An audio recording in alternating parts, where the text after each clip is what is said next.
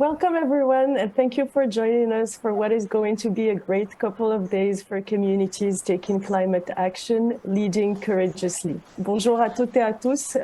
Très contente d'être avec vous aujourd'hui pour ce bel événement des communautés agissant pour le climat.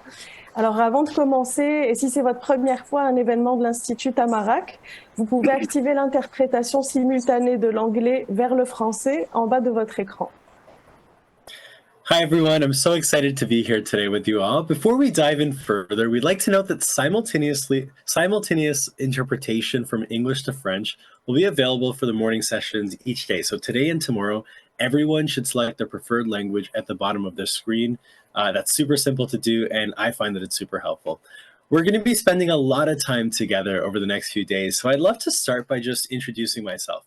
My name is Abe, and I will be one of your Masters of Ceremony throughout the conference. I'm from Surrey, BC, and currently live in Regina, Saskatchewan, where I'm completing my Master's of Education in Educational Psychology at the University of Regina.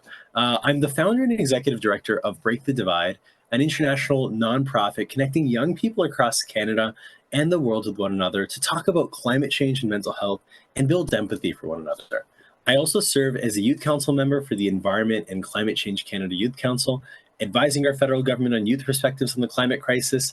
And I've been connected with Tamarack for about a year now, since speaking at last year's national gathering. And so I'm so incredibly excited to be here today talking about building a just transition to sustainable, resilient, and healthy world. It really does feel like a bit of a full circle moment being back here today.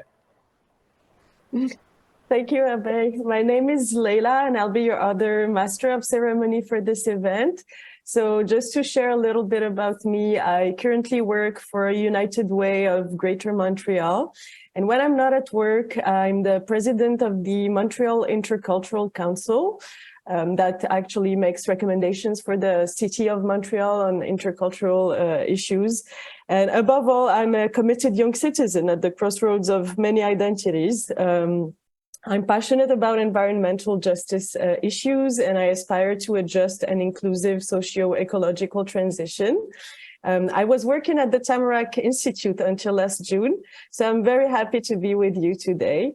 For me, any social change requires that effective networking happens in different milieux, sectors, and with different players. And so I think that an event like today embodies this vision very well. So we would like now to invite Elder Mike Mitchell into the space from Aguesasne to open up and invite us into the gathering space today and ground us before we embark on a deep learning journey together over the next 2 days. There you go. I would like to say greetings to all the people who are watching and listening across the country.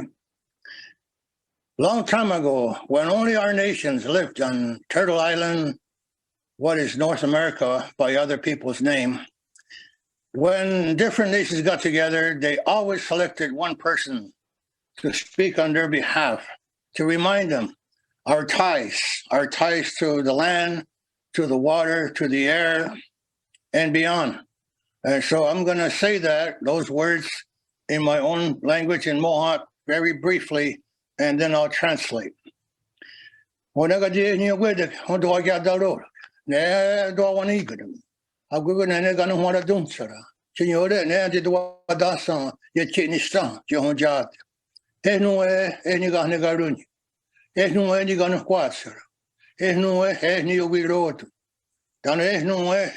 Ne kanu kwasura ne duatskatus duanya hessas ona ne duatskatus audio jito hogun you kiadan rodani does up the guasteri sinigarish you wanna to the jihumjat ona ne oni ne radiwelas yetisa tagun gutsko ne dodi odaki oyansa azet yansa hadinegara jihumjat ona ni ore degin de gara koraska chidowachi askane kyukeneka ona nasa tane kana guaya tisha tanane. One ni ore ne ishina garoyati ne. Suna daktala guani ne sawaya dish. Hagu ni wada. So we gadi ona mungani guna yandana. Ne you wanna now adwase. Ona ne duwats kanisa. We will get the you go on you. No so we got the ne waga no dungo ne no one is rada you what's kanis. I have been asked to say these words. It's an acknowledgement to all creation, all the way to the Creator Himself. We start with giving thanks to Mother Earth for everything that gives us strength to be able to move around the land and water, to breathe the air. Mother Earth plays a very important part that gives us the strength. And so every day we offer a thanksgiving for to be able to walk the land one more time. We give acknowledgement to the water life. For all those things that gives us life, water is one of the most important ones. And then there's medicines in the water, medicines on the land. And so we give an acknowledgement to that as well. There are many trees of different kinds. They play an important part other than just shelter. They are in harmony with other living things. And so very important for us to acknowledge the tree life. The animal life is another. So today we remember the valuable contributions they make to creation. The bird life, the same. Our elders say, when you hear the sounds and the language of the bird life, it is obvious their duties are to bring us joy and happiness during our time on Mother Earth. And so we remember that. And it puts our minds in a good way, how to acknowledge all of creation, to acknowledge one another, to always have peace in our hearts and minds. So one might think it's just bird life, living the way they live. It's far more important than that. Each part of creation plays a significant part in our existence. And so our elders tell us to try as much as we can to acknowledge all of creation. And so we look at, there's two moons. The day sun, we call our brother, and he has a duty to perform. We acknowledge the day sun. We also acknowledge the night sun, grandmother moon.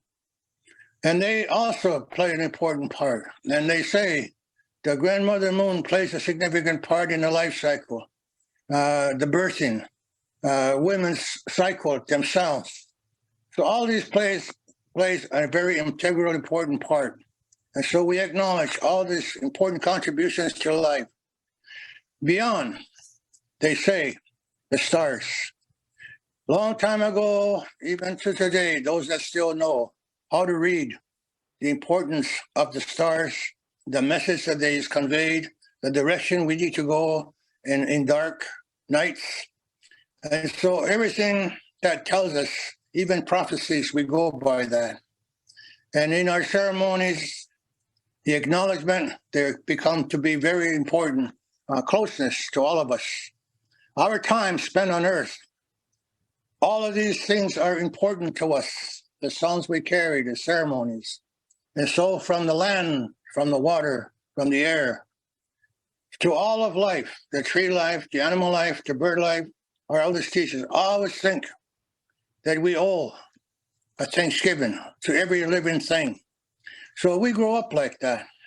And so we are at the time where we ask each and every one of you to focus on what we need to talk about today. Because our attachment, our closeness to Mother Earth and all living things in the world play a very significant part.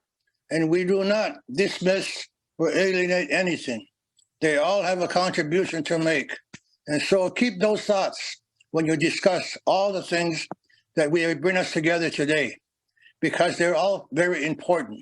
The names we're given, the songs we're given, is all in appreciation to the life that exists around. And we acknowledge each and every aspect of life on earth. And then they say, always give a Thanksgiving song and give Thanksgiving words to start your day so your mind will be clear. There'll be peace in your heart. So these are the words that I'm leaving you this morning. It is called the opening, Ohandu Gari Wadekwa. And I'll be back at the end of your meeting to do the closing they'll be using similar words, but it is all meant to help us focus on the matter and appreciation of everything that lives around us. And so today, your meeting is now open for discussion. Tony got one down there too. Thank you very much, Elder Mitchell, for this wonderful opening ceremony. I think I'm left thinking about my own connection to not just land, but the more than human, everything around me. And I think this idea of harmony that you're speaking to, that everything around us is contributing to life and creation. That's incredibly powerful. And moving forward, it's something that I definitely encourage everyone to think about. I know in reflecting on my own connection to the land, I'm joining today from the land known in Cree as Oskana Ga Asasteka, Treaty 4 lands of Regina, Saskatchewan. And as a settler to this land, I often think that the systems in which we live often result in us being disconnected, not just from the land, but also from one another. And so as a settler, I recognize that I do have an obligation, not just for responsibility, but an obligation to commit to upholding justice and integrating these various perspectives. So thank you once again, Elder Mitchell. We're really looking forward to seeing you again. Now that Elder Mitchell has officially opened the space, we'll share over the next 2 days. I'd love to turn to some announcements and then kick off some of our programming. And so we have an excellent set of people in this room today. We're thrilled to be joined by over 210 participants from all 10 provinces, 1 territory, and 1 U.S. state. Participants come from a variety of sectors with many municipal staff and counselors, community organizations and nonprofits, engaged residents, those with provincial and federal governments, and philanthropic foundations. There are 7 watch parties and regional meetups happening in cities across Ontario and in Quebec, Saskatchewan, and in Nova Scotia. So I also want to do a special welcome to our francophone participants here. So I'm going to do it in French. Je voulais dire un bonjour particulier à toutes les personnes qui participent aujourd'hui, qui sont francophones. Et aussi, vous mentionnez que cet après-midi, donc il va y avoir une conférence de maîtres sur l'outil de réflexion pour un développement des communautés territoriales inscrit dans la transition socio-écologique, donc qui va être animé par Joachim Lemieux de la Coalition montréalaise des tables de quartier et Lucie Morin qui est doctorante en travail social. Et on a aussi une rencontre donc en personne, un petit 5 à 7 bien sympathique qui a été organisé au Café Dax à Montréal. Juste tout ça pour dire qu'il y a vraiment ce souci-là aussi, donc d'être présent en anglais et en français, et qu'il y a des activités donc qui ont été prévues dans ce sens qui sont à ne pas manquer. Et bien sûr rappeler que l'interprétation simultanée est offerte pour vraiment toutes les plénières et toutes les conférences qui n'ont pas lieu en français de base. Voilà. So what to expect today? We want to provide a quick sneak peek of what you can look forward to. We're getting excited just looking at the extensive list of activities that are in store for you all. So from keynotes to plenaries to workshops to master classes, there are so many spaces being hosted over the next 2 days that will allow you to learn deeply, network, but also interact meaningfully. We also heard that there was a great pre-session this morning led by Olivia Onuk that focused on connecting with the senses and intention setting. She will be leading another session tomorrow that everyone is invited to join before our regular sessions begin. So make sure that you don't miss it if you haven't heard about it today. And so I hope we'll see you there. As it's, it's a very great way to ground yourself as you start the day. Absolutely. And before we get started today, I did want to introduce everyone to the House Space platform in case you're not totally familiar with it. So the top bar on the page will allow you to navigate between different sessions and see the resources, chats, and all the other good materials lined up for each workshop and masterclass each day. So everything is right there, which is super, super helpful. I find that that's super helpful for me. There's also a tab with grounding and wellness activities. And so that can help you take a break, reflect, and think a bit more deeply about what we're doing here. Below this stream right here, you'll find a chat box where you can introduce yourselves to your fellow learners. You'll also see a tech support box. If you're having any issues with accessing or navigating the platform, we have an incredible tech team ready to help at any time.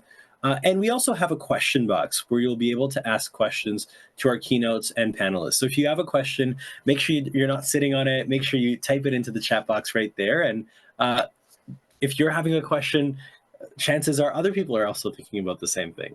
And finally, if you're active on social media, which I know a majority of people here are, you can use the hashtag CCT National Gathering in your posts. That's hashtag CCT National Gathering. And so we're now really excited to dive right into the event with opening remarks from Dania Pastuzek, co-CEO of the Tamarack Institute and Director of Vibrant Communities. Dania, over to you.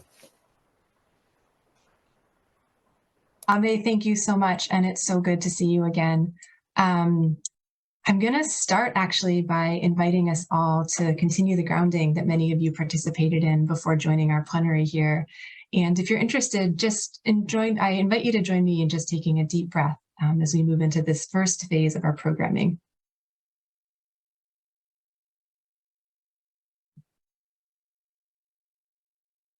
I'm joining you today as a grateful guest from the traditional, unceded, and unsurrendered territory of the Anishinaabe and Algonquin people. Elder Mitchell shared teachings about water and tree and animal and bird life. It snowed yesterday here where I am, and the banks of the river Kibisichi, or the Great River, are covered with the thinnest skin of ice, and I'm really grateful. I'll be speaking in English today with gratitude to those of you who speak other languages for accommodating me. Merci de participer à cette conversation. We are here today as community changemakers, healers, bridgers, weavers, activists, scholars, speakers, artists, researchers, nurturers, facilitators, conveners, advocates, knowledge keepers, and elders. We are building remarkable power because of the scope and uniqueness of the experiences we've each had. These are times when community and what we can achieve in community are critical. This summer and fall once again brought record-breaking heat, fires, storms, floods, and other extreme weather events.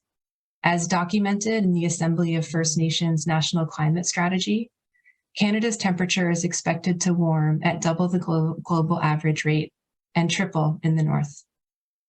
As we experienced or bore witness to evacuations, air quality advisories, and extreme heat warnings in 45 First Nations and every province and territory this summer, we also experienced affordability, poverty, social isolation, othering, and systemic racism and colonization. Many of the places around the world most vulnerable to climate change right now are also experiencing violence, human rights violations, and instability that leaves them with far fewer options for climate adaptation and mitigation. We're experiencing our own complex feelings and emotions. We're observing the complex and evolving feelings of family members, friends, neighbors, and partners. We're learning again the importance of thinking about climate equity in every decision we make as individuals and as representatives of the systems we inhabit.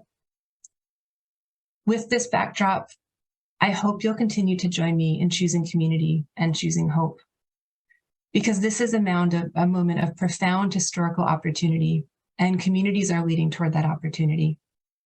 In local communities, individuals are nurturing partnerships that support their governments and corporations to take action for climate equity. More and more of these partnerships are centering those who have direct experience of extreme climate events. The effects of climate change have always been felt most profoundly by those who least contributed to the problem and who were already impacted by other forms of oppression. And these are the same leaders who are leading the change. More and more people are joining the call for transformational climate adaptation and mitigation. And more people whose work has historically been in other domains like poverty reduction, like social inclusion, like physical and mental health, are bringing adaptation and mitigation strategies into their work. How is this happening? Well, I see 5 pathways. First, those of you in community doing this work are collectively embracing multiple and flexible rather than fixed ideas. I was recently supporting a meeting of a place-based climate collaborative. As the meeting moved to a close, the brilliant facilitator posed a powerful question to the full group. What did you believe at the start of this conversation that is now in question for you? Conditions are complex, they're not static, and we have the opportunity to hold our values fiercely and to hold our ideas on the problems to be solved and the solutions to be tested a bit more lightly. I see the ability to embrace multiple and flexible ideas modeled in places like Tobermory, Ontario, the traditional territory of the Seguin Ojibwe Nation. After engaging with multi-solving approaches as part of Tamarack's 2023 Community Climate Transition Cohort, the Tobermory team introduced a multi-solving lens to a forum on housing. This sparked new thinking on intersections between local housing issues and a community action plan. Second, I see communities embracing the power of partnerships that center those with lived experience. Climate equity will come in part because we build trusting relationships with people in our places. It won't happen because we have a singular hero. Equity will come because we build a shared vision, and then, in the words of Charlie Cox from our friends at Climate Change Coaches, collaboration between people, organizations, communities, and nations. And this requires a Herculean effort in diplomacy. When everything is happening all at once, we're called to be honest about what we know and don't know, to ask good questions, to listen well, and to work through complexity together, to teach one another and to sit with uncertainty with each other, to put aside any idea that there is one expert and to embrace the truth that our collective expertise and the specific expertise of those who have lived the impacts of our current inequitable systems are what we need to make things better. The escalating impact of climate change led First Nations in Assembly to pass a range of mandates and resolutions over the last several years, amplifying the importance and centrality of First Nations approaches to climate change. Since 2016, 11 such climate-related resolutions have been passed, and this fall, AFN formally launched its national climate strategy. It is resources like this that must guide our work. In the rural municipality of North Shore PEI, which includes the communities of West Covehead, Covehead Road, Stanhope, Pleasant Grove, and Grand Tracity, they're demonstrating the power of partnership. A completely resident-led, volunteer-driven team has joined us to strengthen local relationships and develop a climate action plan. They were recently awarded $100,000 for a school-based project that offers hope and supports youth to design and run their own projects on a range of areas. They're working on invasive species, tree planting, and integrating Indigenous ways of knowing. They aim to scale this so that the provincial government comes to hold this strategy. The partnership also has opened a survey to collect feedback from residents about what climate change priorities matter to them so that it can inform their plan. And in Ganawage First Nation, the Kanyen, sorry, I did the phonetic and still am making a mistake, my deep apologies. The Kanyen Kahaga traditional food cooking program is revitalizing traditional growing, preparing, and eating practices in ways that care for the land.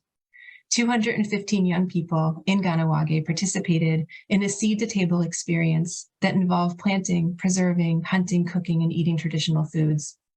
And while the work was designed with and for students confronting systemic barriers to their education goals, the work impacted the land and it impacted the entire community when students began bringing home locally grown food and invited others at home to get involved. Third, I think we can recognize when narratives don't serve hope, and we can elevate truthful narratives to replace them. One narrative that communities are challenging is that it's too late and that systems aren't listening. We have value and importance because of what we've been through. We've learned a lot about how to nudge systems, and rather than being dismayed when our calls for peace, community power, equity, and green energy have not been realized yet, communities are coming together to understand and learn from what's happened and then grow their collaboratives for change. In London, Ontario, for example, the traditional lands of the Anishinaabe, Haudenosaunee, and Attawandaron people, the multi-sector team joined Tamarack's Community Climate Transitions 2 years ago. Their vision was to work together to implement London's Climate Emergency Action Plan. The deeply collaborative approach they've taken has led them to being selected as a Canadian case study explored by Go Green Global Research Study. Finally, we can stay in the work. What I've seen is that over a 10 or 15-year time horizon, change happens. After a decade or more of consistent partnership building work, hundreds of thousands of preschoolers all across the US and Canada are entering kindergarten ready to learn because of partnerships that have been designed for that goal. After a decade or more of consistent partnership building work, millions of people from BC to Ontario to New Brunswick and beyond have moved out of economic poverty. Hundreds of residents in St. Albert and Wetaskiwin, Alberta, have moved from lonely and isolated to connected, critical shapers of their communities. How people think, imagine, and act does change. Climate equity is inevitable if we nurture the relational infrastructure and the collective action that all of you are a part of creating across Canada and beyond. The evidence for this assertion comes from places like Finger Lakes, New York, the homeland of the Haudenosaunee. Since launching a regional climate action strategy in 2022, this partnership has been focused on implementation and ongoing learning. They've progressed towards shared systems of measurement and community engagement, most notably getting 10 climate indicators added to the Achieving Community Targets Rochester Regional Data Initiative and launching their first community ambassador program. It's through open and ongoing conversations that we come to understand the truth of colonization, that we come to build the relationships with others that enable work and feed our need for human connection that Abhi spoke to. It is through open and ongoing conversations that we can understand and take action for the intertwined goals of racial, economic, gender, climate equity, and reconciliation. For this reason and so many others, I am honored to be in community with you. We have the community to have the conversations that lead us with new truths and with the relationships to not just weather setbacks, but to act powerfully together. My gratitude goes to the more than 400 local communities in the Tamarack network working on interrelated possibilities, to ESDC and the Definity Insurance Foundation for their generous financial and other types of support, to our Community Climate Transitions Advisory Council, and to all of our new collaborators. Welcome, bienvenue. We can't wait to learn with and from you. To all of you community changemakers and healers, bridgers, weavers, activists, scholars, speakers, artists, researchers, nurturers, facilitators, conveners, advocates, thank you. We're building remarkable power because of the scope and uniqueness of the experiences you bring. We're grateful for your vision and your commitment. We send you our deep care. It's now my pleasure to introduce our keynote speaker, Dr. Jacob Torfing, a professor in politics and institutions at Roskilde University, Denmark, and the research director of the Roskilde School of Governance. His team leads the Go Green Research Project that I mentioned, a global initiative focused on identifying the governance factors that drive successful co-creation of green transitions. They are exploring stories from around the world, including the cross-sector collaborative in London, Ontario, that we're glad to be partnered with. Jacob, thank you for being here. Over to you. Thank you very much. I'm deeply honored to be invited to your conference, and so many beautiful words have been spoken so far. I will contribute by talking a bit about my research and focus on the co-creation of the green transition that we really need around the globe, and also especially focus on the role of platforms and blended finance to allow people to come together and co-create green transitions. So, but I will start with a kind of a personal story about co-creation. I'm a professor at Roskilde University here in Denmark, and as a researcher, I travel far too much, and my carbon footprint is far too big. So I really feel bad about that, and I have a very guilty consciousness.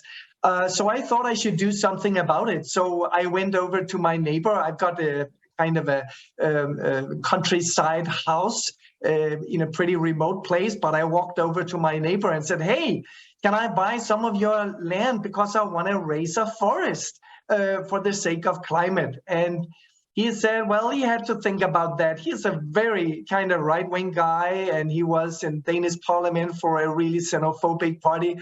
And I was not having high hopes. He came back to me then and said, no, I will not sell off my land. It's very precious land to my family. But I like your idea of a forest, not because I care about the climate, but I care about animals and the soil.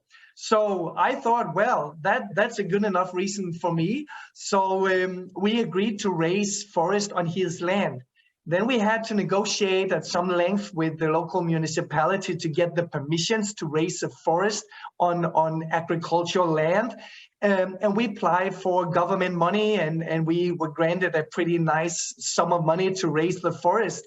And that was conditional on hiring a private company to actually come and put the trees in the soil and everything. And that's what you can see at the first picture, actually a tractor with 3 guys sitting behind and opening the soil, putting down a little twig, a little stick, and then closing the soil again.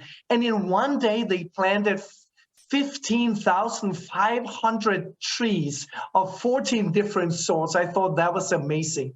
You can see how tiny the small twigs were that were planted, but after 2.5 years, we are now having a lush green forest, which is really a product of co-creation because we involve so many different people, public and private actors, including us as citizens. So it really goes to show that you can actually do quite a lot just from your own initiative to co-create green solutions. So my starting point today here in my keynote is to kind of argue that complex problems such as climate change and also the nature crisis, this kind of very complex problems cannot be solved by the public sector alone.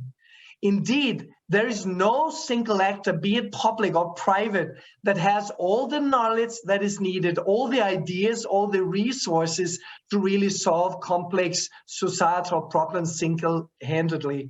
So that is, for me, why we have to honor the 17th Sustainable Development Goals, UN, United Nations Sustainable Development Goals, that says that all the first 16 goals should be achieved through collaboration between public and private actors in networks and partnerships. I just find it fascinating that the United Nations, one of the most credible organizations on the planet Earth, that they have now come to realize that co-creation, collaboration in partnerships and networks is, the solution, is the way forward for solving these big and wicked problems. So to boost collaboration in Denmark and around the world, I initiated together with my colleagues the Go Green Research Project. And the project is entitled Governing the Green Transition, because that's what we are looking at. So we have 3 different focus points in the Go Green Project. First of all, we are looking at and focusing on the green SDGs, the green Sustainable Development Goals, that is goals 6 and 7 and 11 to 15.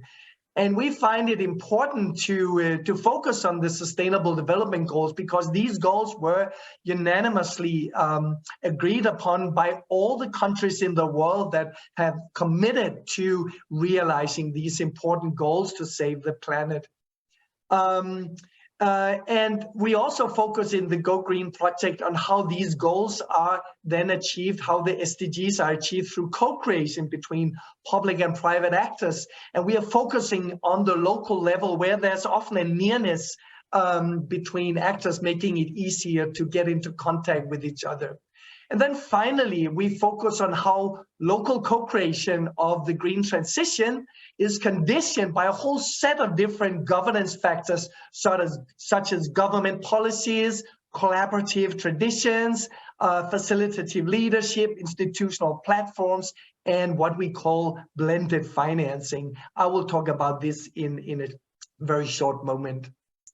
So the starting point for our project is a recent book that I co-authored with Eva Sørensen and Christopher Ansel from UC Berkeley.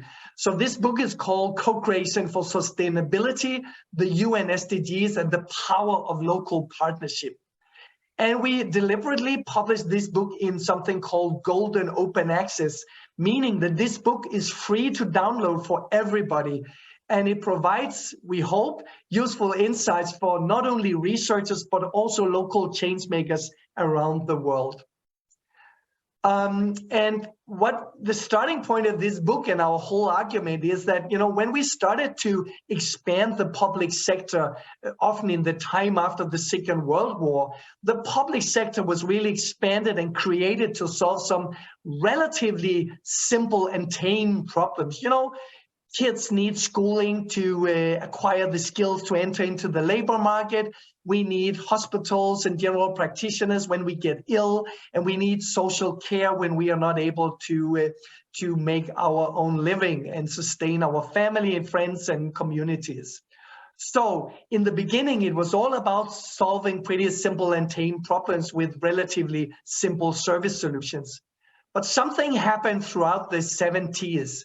In the 70s, we had all these reports about planning failures and reports about policy failures. I will give you one example, the big US war on poverty. That was a huge program started by President Lyndon B. Johnson, and it failed completely in achieving its goals. And there were all these many reports about governance failure and planning failures and policy failures. And that made people increasingly realize and recognize that the public sector is not only facing simple and tame problems, but also has to deal with really complex and wicked problems. And these are problems that are often tangled. One problem is related and tangled with many other problems. So when you try to address one problem, you actually have to address a whole lot of interconnected problems. And wicked problems also, they have many different interconnected causes, so there will be no single cause to try to remove or address. And often there are many different stakeholders involved in these problem settings, and that means that there will often be goal conflicts. People cannot agree about a single goal. There will be many different competing goals, and often no final solution. Well, today, researchers like myself, we even talk about super wicked problems. And these are problems where decision makers really have a hard time affecting the societal decisions and choices that are important to address if you want to solve problems.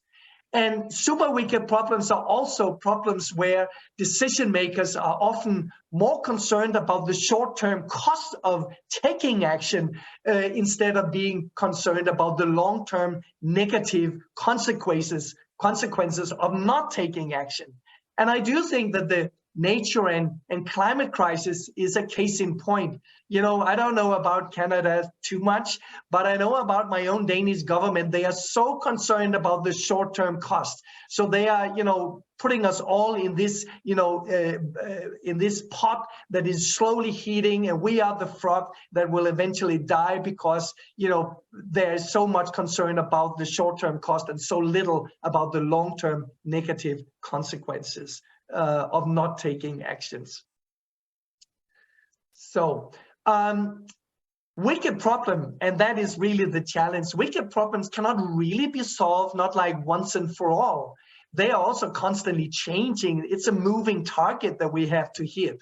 But what we can do is to help relevant and affected actors to put a handle on the problem, find ways of defining and talking about the problems, seeing how the problems affect ordinary people in their ordinary lives. And then we can help people to develop a plausible solution space.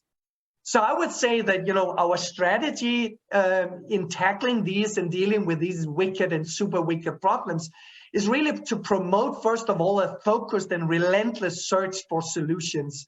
And I would call these solutions good enough solutions, because we will all often lack the final solution that will, make the problem completely go away. In this search for solutions, in this search for good enough solutions, heroic public leadership, or neither heroic public leadership nor market competition will do.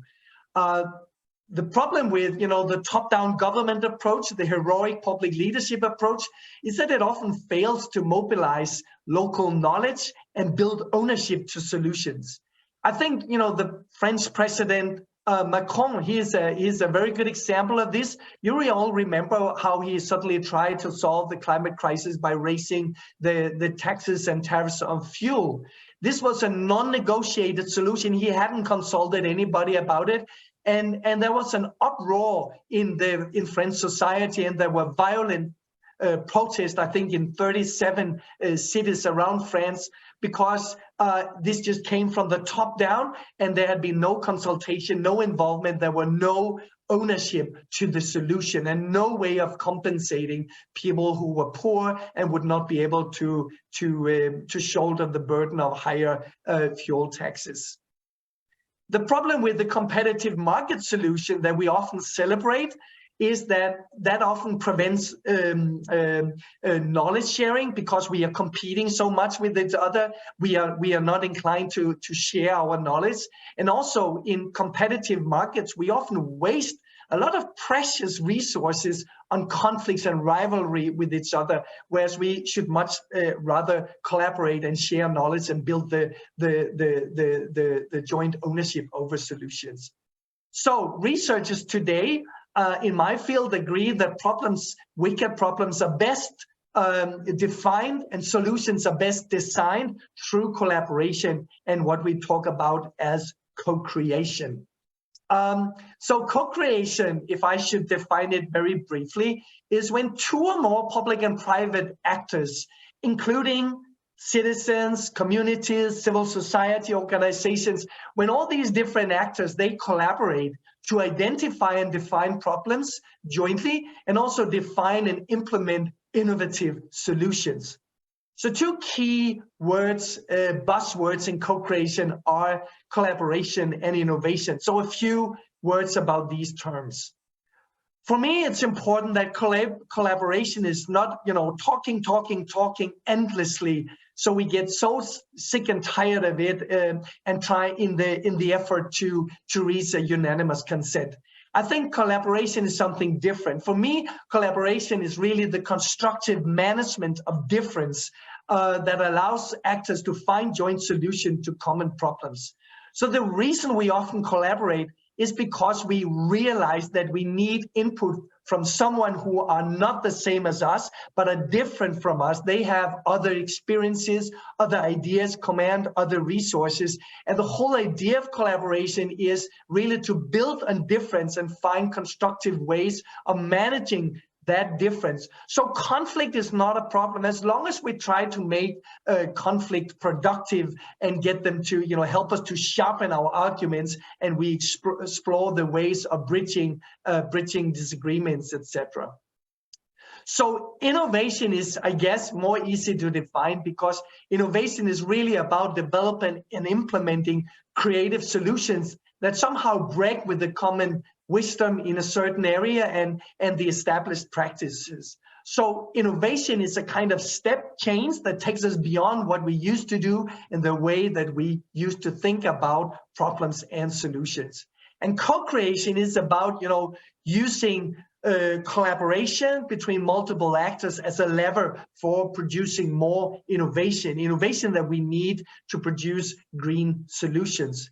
And that's exactly what research has demonstrated time and again, that collaboration spurs innovation, which in turn fosters the green solution.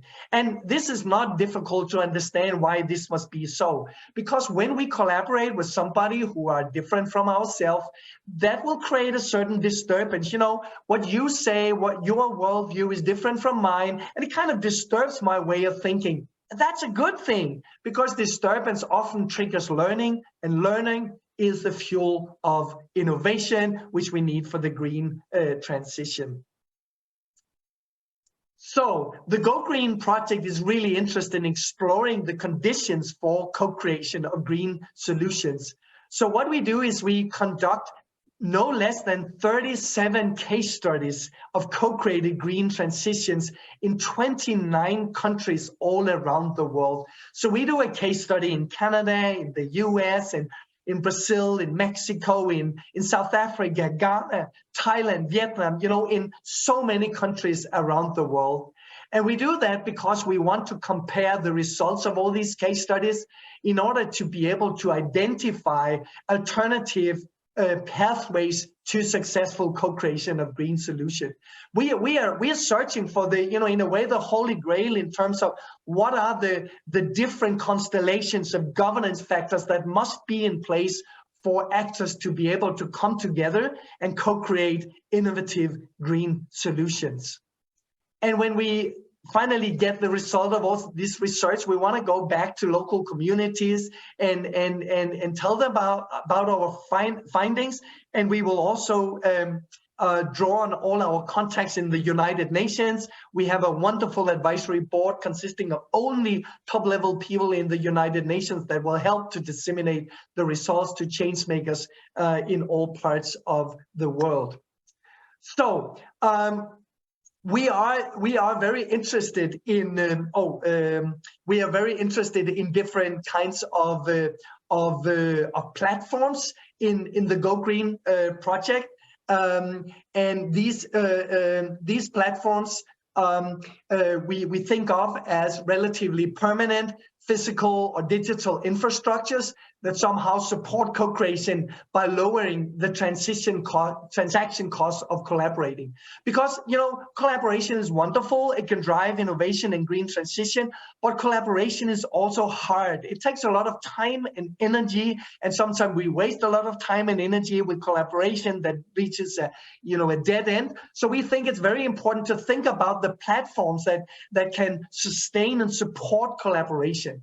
So platforms can either be physical or digital spaces that provide dedicated but also reusable templates, competencies, resources, communication systems that can facilitate collaboration, that can make collaboration easy and also drive progression towards results of collaboration.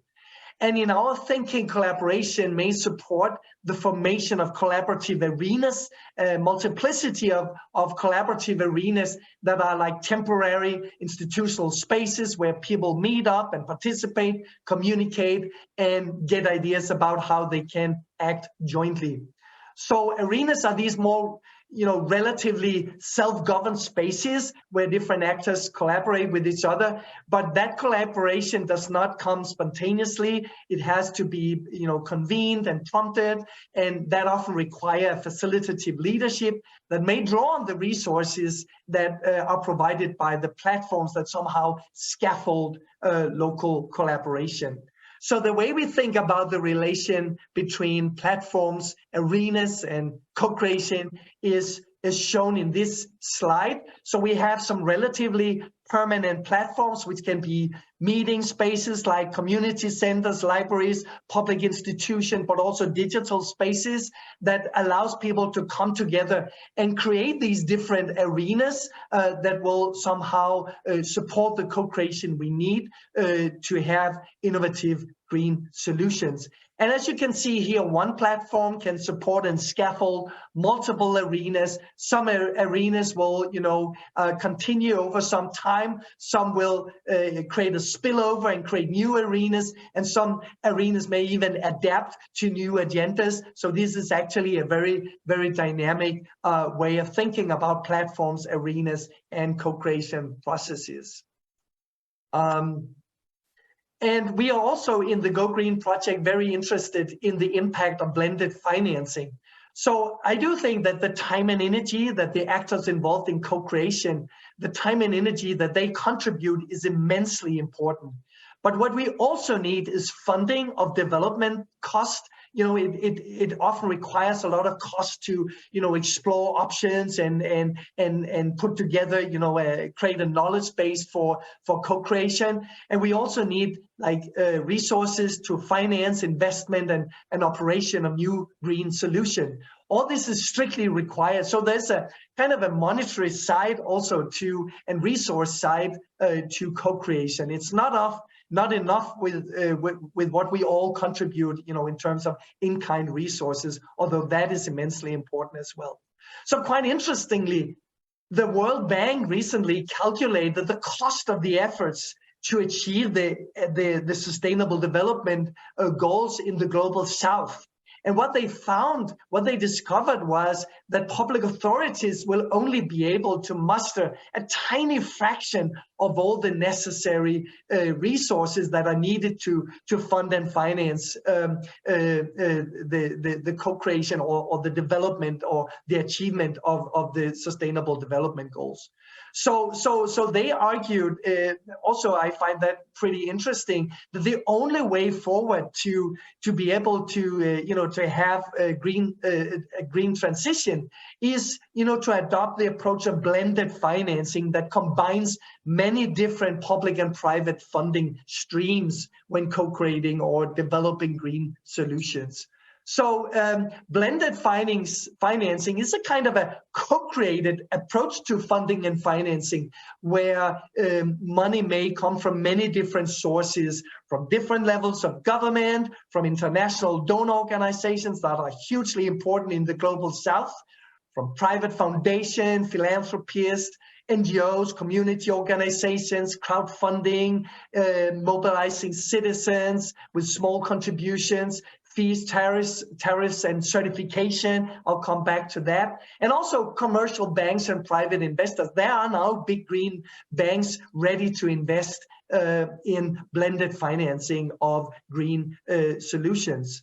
What I think and what we find in our project is that blended financing is very, very important, not only for mobilizing the necessary resources to fund and finance green solution, but also because it helps to build ownership over joint solutions. So the mechanism is all those different actors who contribute to funding and financing co-created green solutions, they also have a vested interest in success and in helping to drive the project forward towards success and achievement of the green SDGs. That's what we have found so far in our case studies. Okay, so let me give you here at the end a few examples from our cases. And let me start with something not far from home, at least from your home, green co-creation in California. I've actually did 2 case studies in California of co-created green transition. And in one of the projects, which is called the Marine Carbon Project, and it's kind of located just north of San Francisco. Here there was a very wealthy rancher who had just bought a big ranch, and he was very concerned about the climate crisis, and he was eager to explore whether his new bought land, his grazing fields, could absorb carbon, take down carbon from and CO2 from the atmosphere, and whether he could eventually get some carbon credits using his land to store carbon from the atmosphere.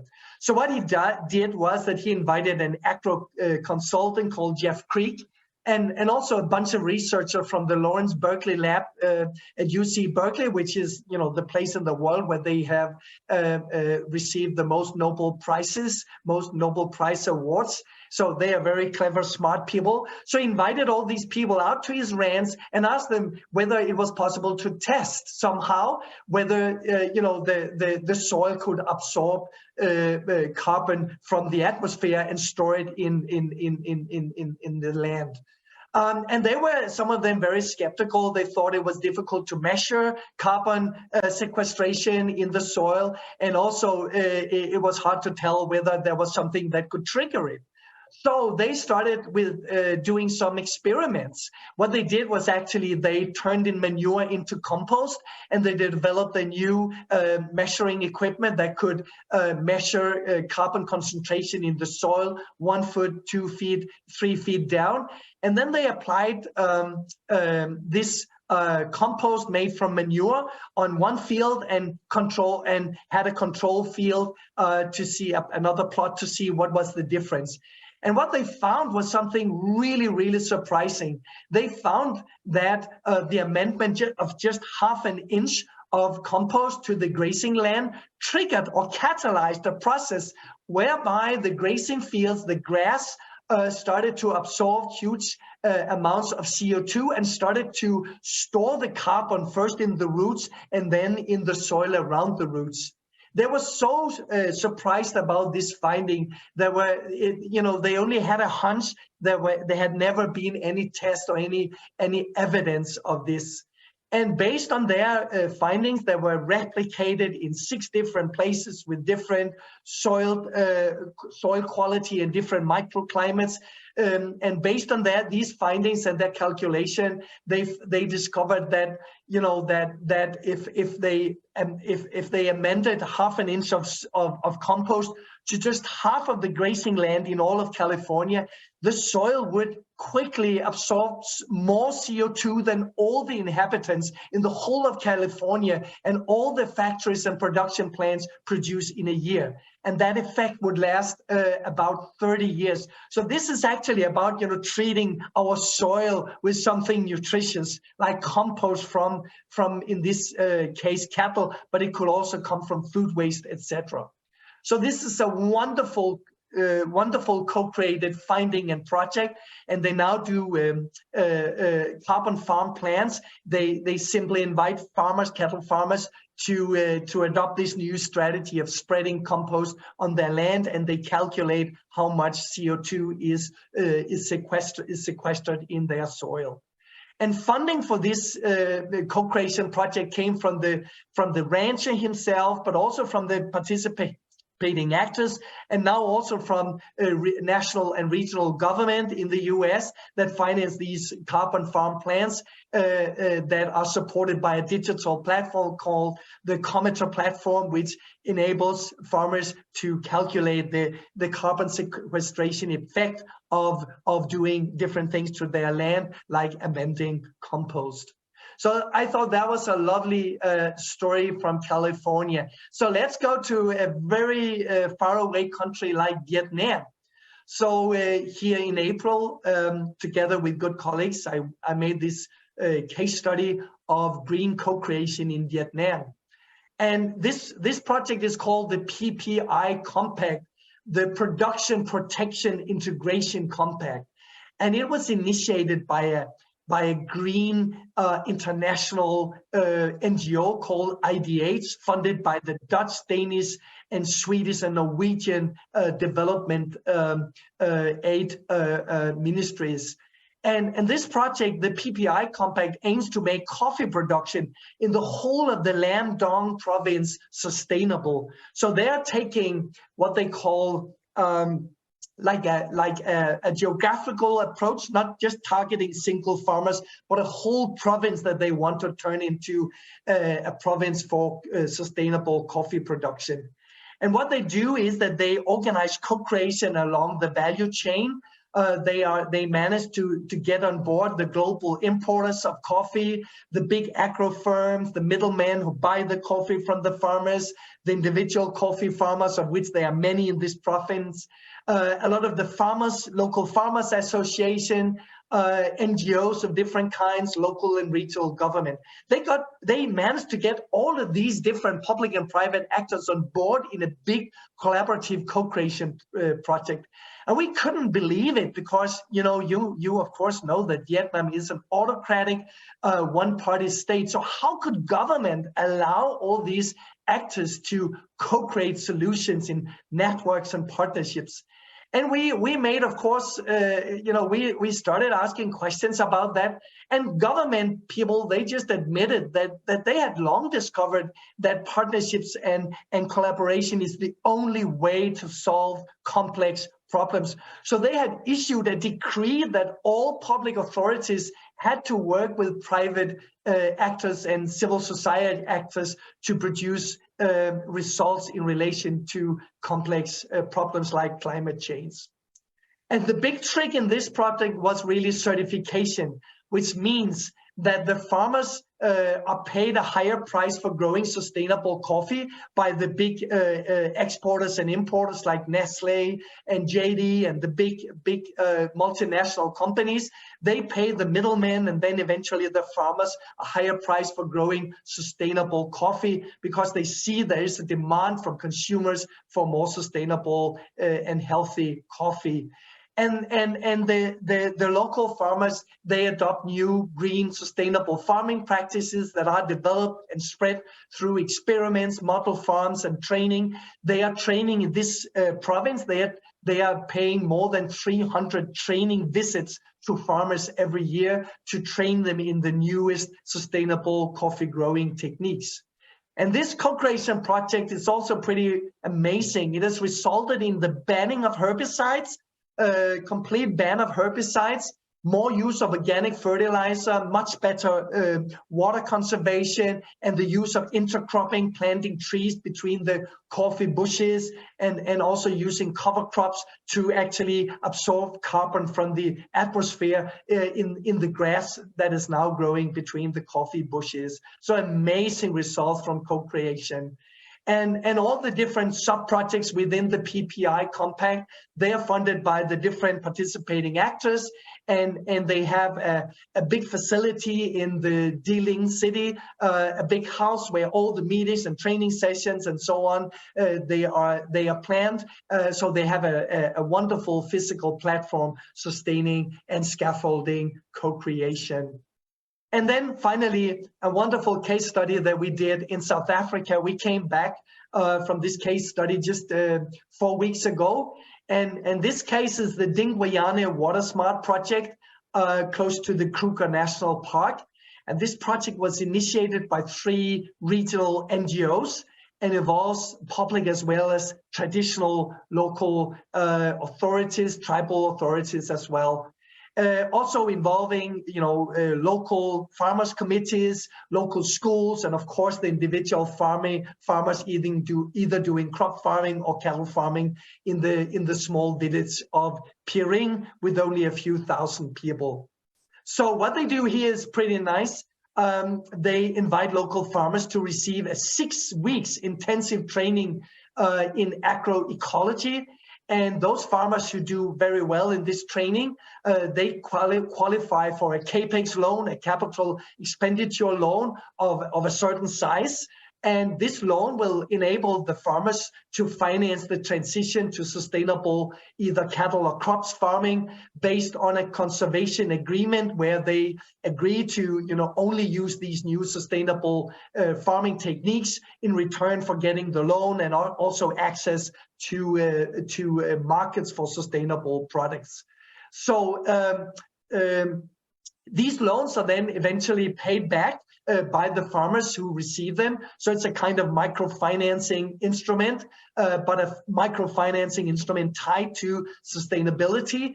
And they don't pay the CAPEX loan back to the project. They pay the loan back to a saving groups of other farmers who can then rotate the loan to new farmers who can have the same experience of turning their agricultural, their farming into a more sustainable way of doing it. So really interesting project, also co-created and producing wonderful green solution. On the picture, you can see one of the demonstration gardens where they do the training, and it's close by a school that also used the garden for teaching of the pupils and telling them about the green SDGs. Funding is provided by the government of Flanders in Europe, but also some of the participating organizations like the Kruger to Kenyan NGO, which is local, and they have a very, very clever use of WhatsApp that they use as a digital platform to collect all kinds of information of how the project is running. They report critical incidents and problems, and all this data is collected, and then they have joint meetings with all the different partners and participants to co-create solutions and improve the project. So very, very innovative use of a very simple digital device that we all have on our phones. The big problem here is actually that the demand for sustainable project for produce in South Africa is limited, but still they have achieved, that the farmers now conserve much more water than before, and they have continuous drought here. And they use less chemicals and more organic fertilizer and more intercropping that help them also to sequester carbon in the soil. So a lot of good things coming out of this. So let me finish with what I see based on our studies so far as the grand vision here. And that is that we kind of develop the public sector into something new, develop it into what I will call a platform organization.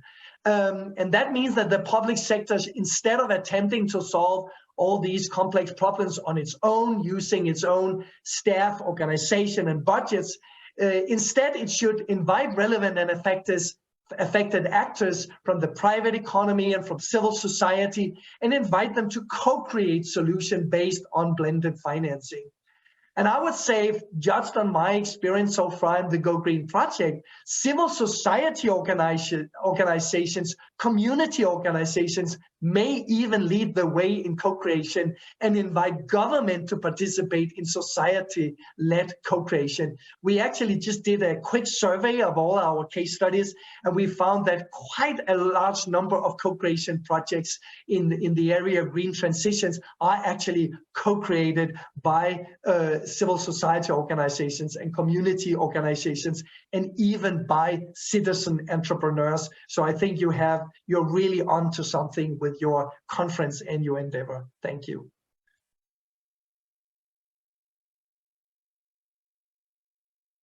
Thank you so much, Dr. Torfing, for sharing about the importance not only of collaboration, but also of co-creation when it comes to tackling climate issues, and for clearly explaining the nuance between these two terms, some that are sometimes used as buzzwords. So, you know, you kind of gave them all the meanings that they should have. And also, yeah, it seems to me, it's even more clear, I think, to me now that the intersectoral work, you know, that also involves community organizations and citizens leads to more sustainable actions, but also actions that are more representative of what citizens actually want. And at the same time, I'm thinking intersectoral collaboration can also be very complex and difficult to make happen, partly because of, you know, the power dynamics that can happen between the different actors. And I also wanted to thank you for providing such concrete examples of initiatives and from all over the world. I can't wait to take a moment and learn even more about some of them. So we have a few questions that were asked, and this is also a reminder for everyone to please submit their questions. All questions are good questions, so please don't be shy and ask whatever you'd like to ask to Dr. Torfing, and you know, take this opportunity. So I'm gonna start with a question from Jeff. That says, thanks for this great talk. What do you see as the primary barriers to co-creation and collaboration besides the time and energy required? Yeah, well, I think there are lots of barriers. You know, one barrier is that government is pretty used to do things on its own. It's very few countries where government has a tradition for opening up and inviting in community actors and private actors and citizens and so on. So we got to change that. So that's one thing. Another thing is that, you know, in terms of leadership, because I do think that leadership is required when co-creating solutions and co-creating green solutions.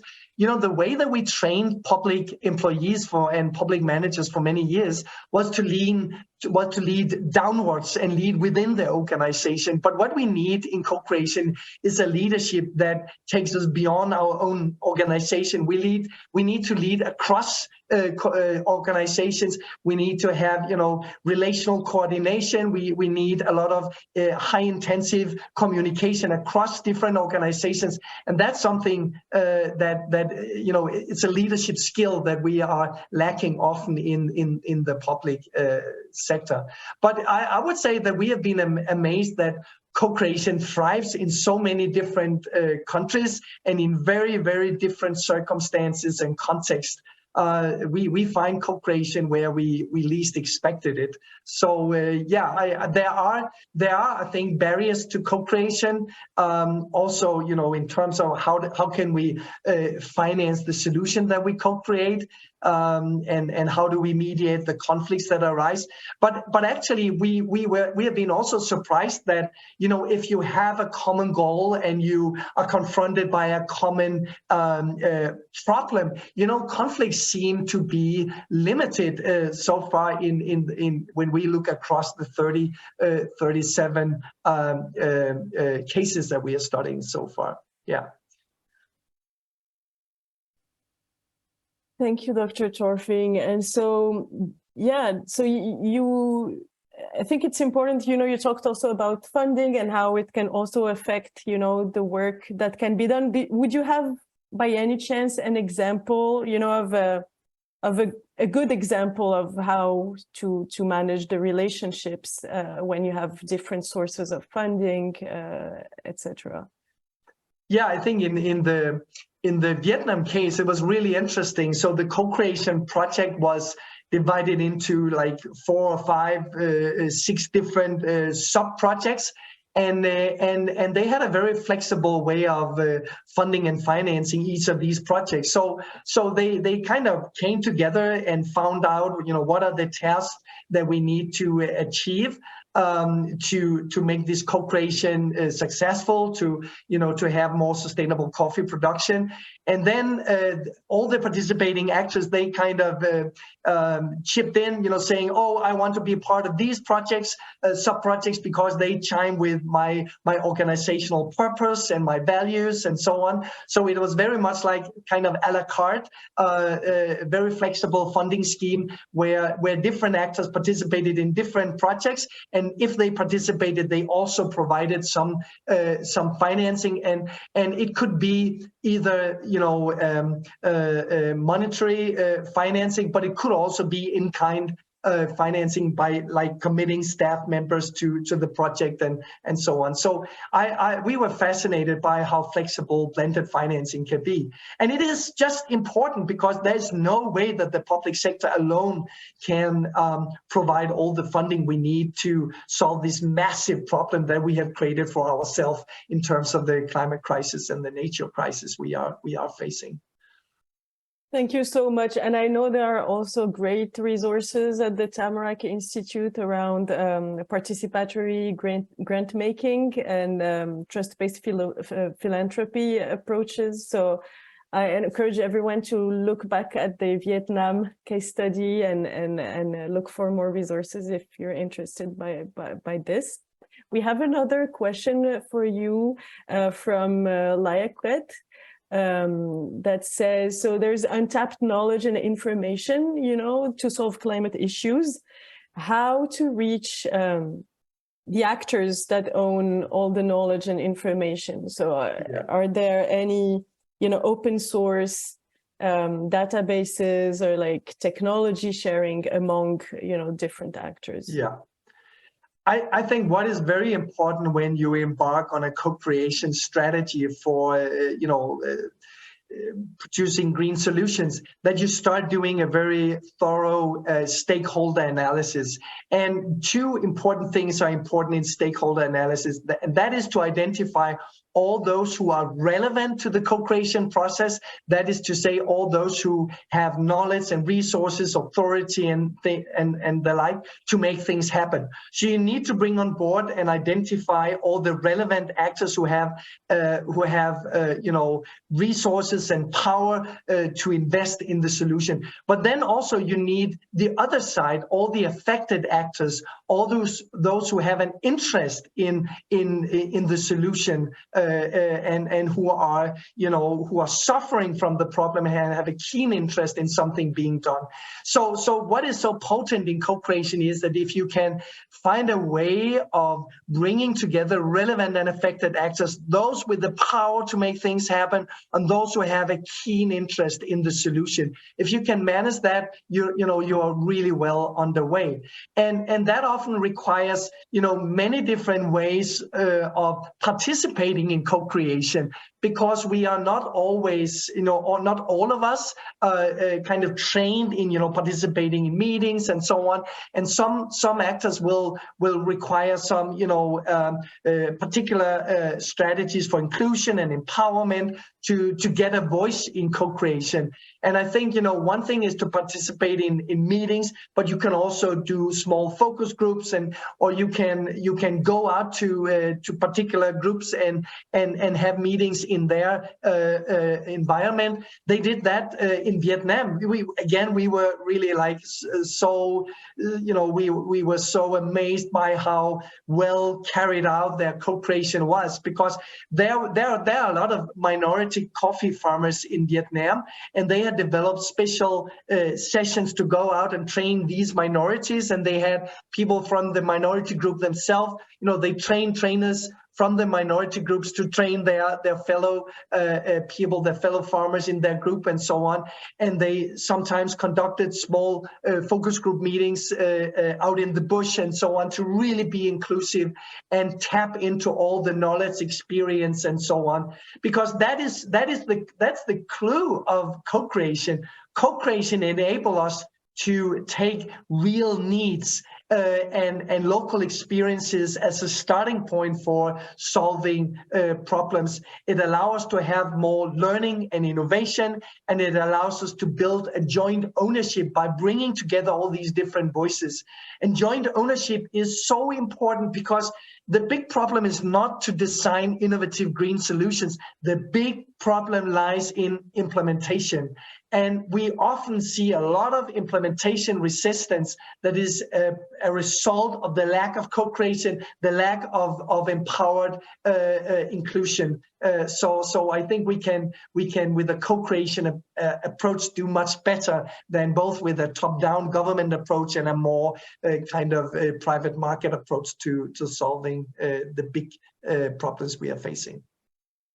Thank you so much, Dr. Torfing. There are so many super interesting questions that we unfortunately don't have the time to answer right now, but we will send them to Dr. Torfing.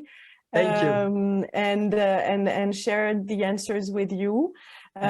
So we're now going to take a quick 5 minutes break. When we come back, we will welcome 3 climate change makers from across so-called Canada for the plenary, leading with care, tending to individual and collective well-being amidst climate emergency. And so, yeah, see you in a few minutes.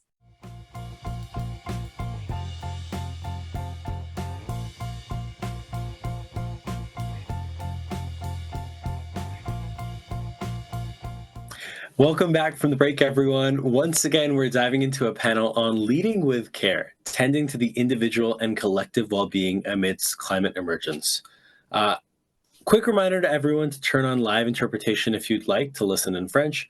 Closed captions are also available. And to add any questions that you have for the panelists in the chat on Houseface, everyone did an excellent job of that for our last session, so I have no doubt that will be great here too. And I'm passing it over to Kira now. Thank you so much, Abhay. Welcome, everyone. Bienvenue. Super excited to be moderating today's plenary conversation, leading with care and tending to your individual and collective well-being amidst climate emergency. My name is Kieran Mango. I am the manager of communities here at Tamarack, and I'll be moderating today's conversation alongside a panel of wonderful folks in all different areas of the climate movement. I hope you all are feeling super energized and ready for today's conversation after the morning you've all already had. And just to get us kind of started off, I know, it's probably been a lot of just listening in and maybe typing a few things in the chat, but we'd love to get a little bit of a sense of who's in the room right now and start off with a few questions in the chat. So momentarily, we're going to have 2 questions posed in the chat, and I'd love to kind of get a sense of what unique lenses and communities people are carrying into this conversation today about leading with care, and what do you hope to kind of get out of this conversation and bring back maybe to some of the climate work that you're doing in your community? Now, to introduce myself a little bit more in depth, I work as the manager of communities here at Tamarack, and that means I have the wonderful privilege of working with about 10 communities across so-called Canada that are really working to dive deep into their climate transition plans. Now, I'm also joining today as white settler on the Indigenous lands of the Algonquin Anishinaabe Nation, or so-called Ottawa. However, I've come to these lands by route of Tiohtià:ke, Montreal, and Toronto, as well as having deep colonial ancestry both here in so-called Canada and in Kairi or Trinidad and Tobago. Now, I reflect on sort of this sort of introduction, I think, for myself a little bit, because when I think about leading with care and when I think about the care practices that I myself practice both personally and collectively, much of what I've come to know about holistic care and acting and leading with care has come from the relationships that I hold with other individuals. And many of those individuals don't necessarily share the same life courses or even cultures as myself. And so especially thinking about, the Indigenous lands that we're on, I really turn to a lot of the holistic care practices that many of the First Nation, Métis, and Inuit peoples of these lands, I think have and continue to offer when we talking about care and when we talk about caring for ourselves. And so I'm really hoping maybe today's conversation can help center some of those care practices and best platform the ways in which many of our practices and things that we can be using to guide our work really come from the original stewards of these lands and really honor sort of the ways that they continue to do their vital work of land reclamation and preservation and stewardship. Now, for today, I'd like to welcome three distinguished panelists into this conversation. You'll probably see their bios posted in the chat in no time, but I'd first like to welcome Dr. Melissa Lem, a Vancouver family physician who also works in rural and northern communities within Canada. She's the president of the Canadian Association for Physicians of the Environment and director of PARX, Canada's National Nature Prescription Program powered by the BC Parks Foundation. In addition, I'd like to welcome Michelle Brass, a speaker, writer, and wellness coach, and the creator of the Shawl Program, an Indigenous-based wellness program. Michelle is a member of the Yellow Quill First Nation in Treaty 4 territory and serves on the executive steering committee for Indigenous climate action as well. And then finally, Veronica Neosun, Masters of Climate Change candidate and a current student at the University of Waterloo and co-founder of the Impossible Project, an initiative committing to empowering and really fostering the minds that are required for positive social change. And she's also a climate change or climate advisor, I should say, at the City of Kitchener. So welcome to our three distinguished panelists today. I'm feeling so generous and grateful to be sharing this space today. I would love to, again, welcome everyone to introduce themselves in the chat and a little bit about sort of what they're coming to this conversation with and what they're interested in learning a little bit more about. As we get this conversation started, our panelists would love to know a little bit of what folks are hoping to get out. But I think just thinking about the topic of leading with care, I think it's coming at such an important time when we see, our lives are filled with so many intersecting crises like the climate crisis, poverty, and colonialism all happening at the same time, obviously being felt unequally at the same time. It's so important to think about how we can be restructuring the work that we're doing, the ways that we relate with one another, and the action that we can take despite or in spite or while experiencing these things. And so now moving into today's discussion, I think many of us, when we talk about the climate crisis and climate change, we've probably felt, been in discussions about, how it impacts us personally, how it impacts our mental health. When we talk about things like eco-anxiety, burnout, and eco-grief, this isn't probably the first conversation you've had about this, and you can probably speak to the ways, it shows up in your hearts, in your bodies, and in your minds. And so I think understanding that this isn't the first conversation, we're really hoping that it's going to be grounded in some tangible examples and maybe thinking a little bit beyond just the sort of container of defining what these things are and what they look like. And so I'd love to start today's conversation with a little bit of a level setting question to sort of capture where we are and what's kind of tickling the minds of the three lovely panelists I have here today. So I'm going to start off with Michelle and ask the question, where we are right now and what's been capturing sort of your attention lately in your work, sort of what have you been prioritizing and seeing in your work at the intersection of climate, mental health, and well-being. Please use also this time to introduce yourself as well. Sure. Thank you so much, Kieran, and thank you for inviting me here today. I'm thank you for that wonderful introduction. As you said, I'm the creator of the Shawl program. I live in Treaty 4 territory here in what's known as Saskatchewan. And I have my background is I'm Soto on my mother's side and English Swiss on my father's side. So I've always worked in the intersections between the colonized and the colonizers and the impact that we've had on these lands and relationship building. And so I do a lot of that right now in the climate intersections. So what's kind of really on my mind a lot lately, and you touched on it, is the community care piece and people coming together. So, I've been doing health and wellness, holistic health and wellness work now for a decade. Prior to that, I was a journalist and, really connected with communities and peoples and storytelling, and then transitioned more into health and wellness. And I've really been finding that in the beginning, there was a lot of the people that I worked with, a lot of frontline action, a lot of information sharing, a lot of urgent, and it is urgent. We are in a crisis. But as my work has evolved, it's been a lot of how do we manage this crisis? How do we manage our relationships and ourselves?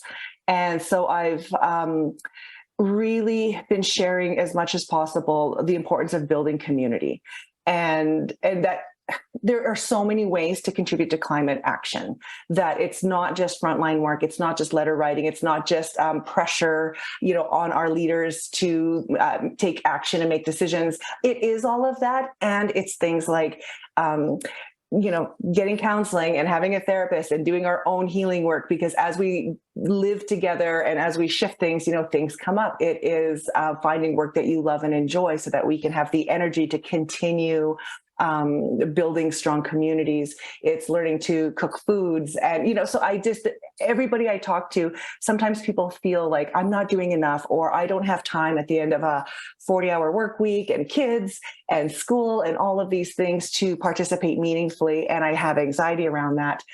We just talk about, different ways that we can all start to contribute, and to also understand, there's the individual actions that we've been told is like the way forward. And then there's like the global reality of major contributors to the main drivers of climate change, and really where we need to focus our energies. And so I find that now I've shifted from really owning so much individual responsibility. Not that that's not important. It still is absolutely important. But that it's a much larger societal issue, and there are ways to address that. And so, for me, it's really talking about when things start to happen, because I think we're at a point where we're looking at mitigation and adaptation. What communities do we have built around us, whether they're traditional or non-traditional? I can go on, but I know we have a limited time. So right now my focus has been on community building and lifting each other up. And the last thing is I compare it to I'm not the one that coined this, I heard it from somebody else, but it's like a symphony. Some people hold the notes when they can, while others take a breath. And then the others, that we're all in it together. And it's just like this dance, this music that we support one another throughout it all. And that's where I'm noticing the conversation moving in my work. Wow, Michelle, thank you so much for that. I feel like I was scribbling down so much. I know I'm the moderator, but I also was really taking in everything that you had to say. I'd love to invite Veronica. Maybe Veronica, I would welcome you to comment maybe on some of the things that Michelle said, but also answer the question yourself, because I know you've been thinking a lot about collectivism and, tackling the sort of, individual responsibility at the same time as balancing who are the main drivers behind climate change, and how we can make this an everyday practice of taking care of ourselves and climate action as that care itself. So I'll pass it over to you, Veronica. Yeah, Michelle, I'm so happy that you used the symphony example, because I use it all the time because I have the people around me, but also myself, they obviously really care about this stuff, and we get burnt out. And so I use a symphony example, and I was so excited because I think this is one of the first times that I've heard it from someone else who's not in my circle. So right on. I also want to echo that thing, what you were saying about community building, because I think what's been front of mind for me is this idea of collectivism, which to me means prioritizing the group and not just individuals. It's been really nice challenging myself in that way. I grew up in a Western individualistic society, capitalism, so on, blah, blah, blah. But I think some very tangible examples for me recently have been considering the climate vigils that have been going on locally. As someone with my background in was studying environmentalism, and it's super depressing. And a big part of me just wanted to like ignore it. And so when I heard about the climate vigils, a part of me was like, I don't know how I feel about that. I'd rather just pivot and not think about it. But I was reading this book. It's called Let This Radicalize You by Kelly Hayes and somebody else. And they had a point about bringing community together through grief, which I thought was so interesting because I was like, grief is so sad. Why on earth would that bring people? It's just so silly. But there's something about grieving together. It's like a mass rejection of the normalization of death. And even though like it sounds like it's not hopeful, it is an intrinsic act and practice of hope. And the fact that locally we have it like weekly, I think it's so beautiful. So yeah, that's really been at the front of mind, like reframing grief as something powerful to move, to bring a movement forward. And also, actually, no, I'm going to put a pin in it and talk about that later, but I want to pass it on. Oh, I love that. Thank you so much, Veronica. And I'm glad we all have we're putting pins in lots of things to come back to later, because I want to hear all of these threads continue to be woven. Melissa, I'd love to invite you now to respond to what the others have offered the group around collectivism and collectivizing grief, but also I know you also come from a little bit more of like a medical background in the more maybe traditional sense in some ways. So I think that offers a lot of insights as well, for sure, to this conversation. Sure. Thanks, Kieran. Thanks for inviting me to this conversation. And it's an honor to be in the room with Michelle and Veronica at the same time. Just briefly, I'm Dr. Melissa Lamb. I'm a family physician working in what's currently known as Vancouver on the traditional and unceded territories of the Musqueam, Squamish, and Tsleil-Waututh nations, and Director of Park Prescriptions for the BC Parks Foundation. And I really like what you've both brought up, Michelle and Veronica, about collectivism, because I want to also give you a really tangible example of something collective that we did recently. So just last week, the BC Climate Emergency Campaign, which is this joint initiative of civil society organizations that's collaborating to increase the ambition of climate policy and action in so-called British Columbia. We stood as a collective in front of national press in Vancouver and issued our annual report card to the province on how BC is failing to fully meet its obligations to protect our planet and our health and well-being by acting on climate change. And we also talked about the solutions that are needed. And I think it was a really powerful moment because we were speaking truth to power collectively. And when you speak the truth, when you feel supported by your community, that feels really good.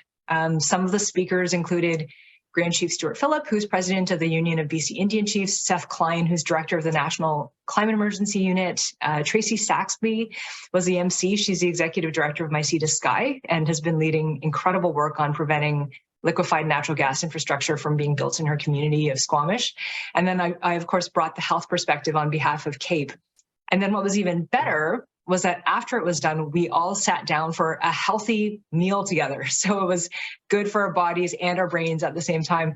And I think this also mirrors what the BC Committee of CAPE and CAPE National had been trying to do. And what we've all been trying to do, it sounds like, is reaching out to and speaking the truth to decision makers in collaboration with people in communities outside of our own health community, whether they are teachers or city staff or Wet'suwet'en land defenders. I think feeling that sense of solidarity, and then for the general public to see that broad cross-section of society speaking up, is really good for our mental health and well-being, because it tells us that we're not alone and that there's a place for everyone in this movement. Thank you so much, Melissa. That was such a full circle moment. I feel like, Michelle, you started off with like, everyone has a role in this movement. And right there, I feel like the example that you shared, Melissa, really shows how we can all come together. And again, like you said, everyone has a role. And there are so many ways that we can build engagements or collective actions that, really do involve everyone. And I'd be curious to maybe dig a little bit deeper into that.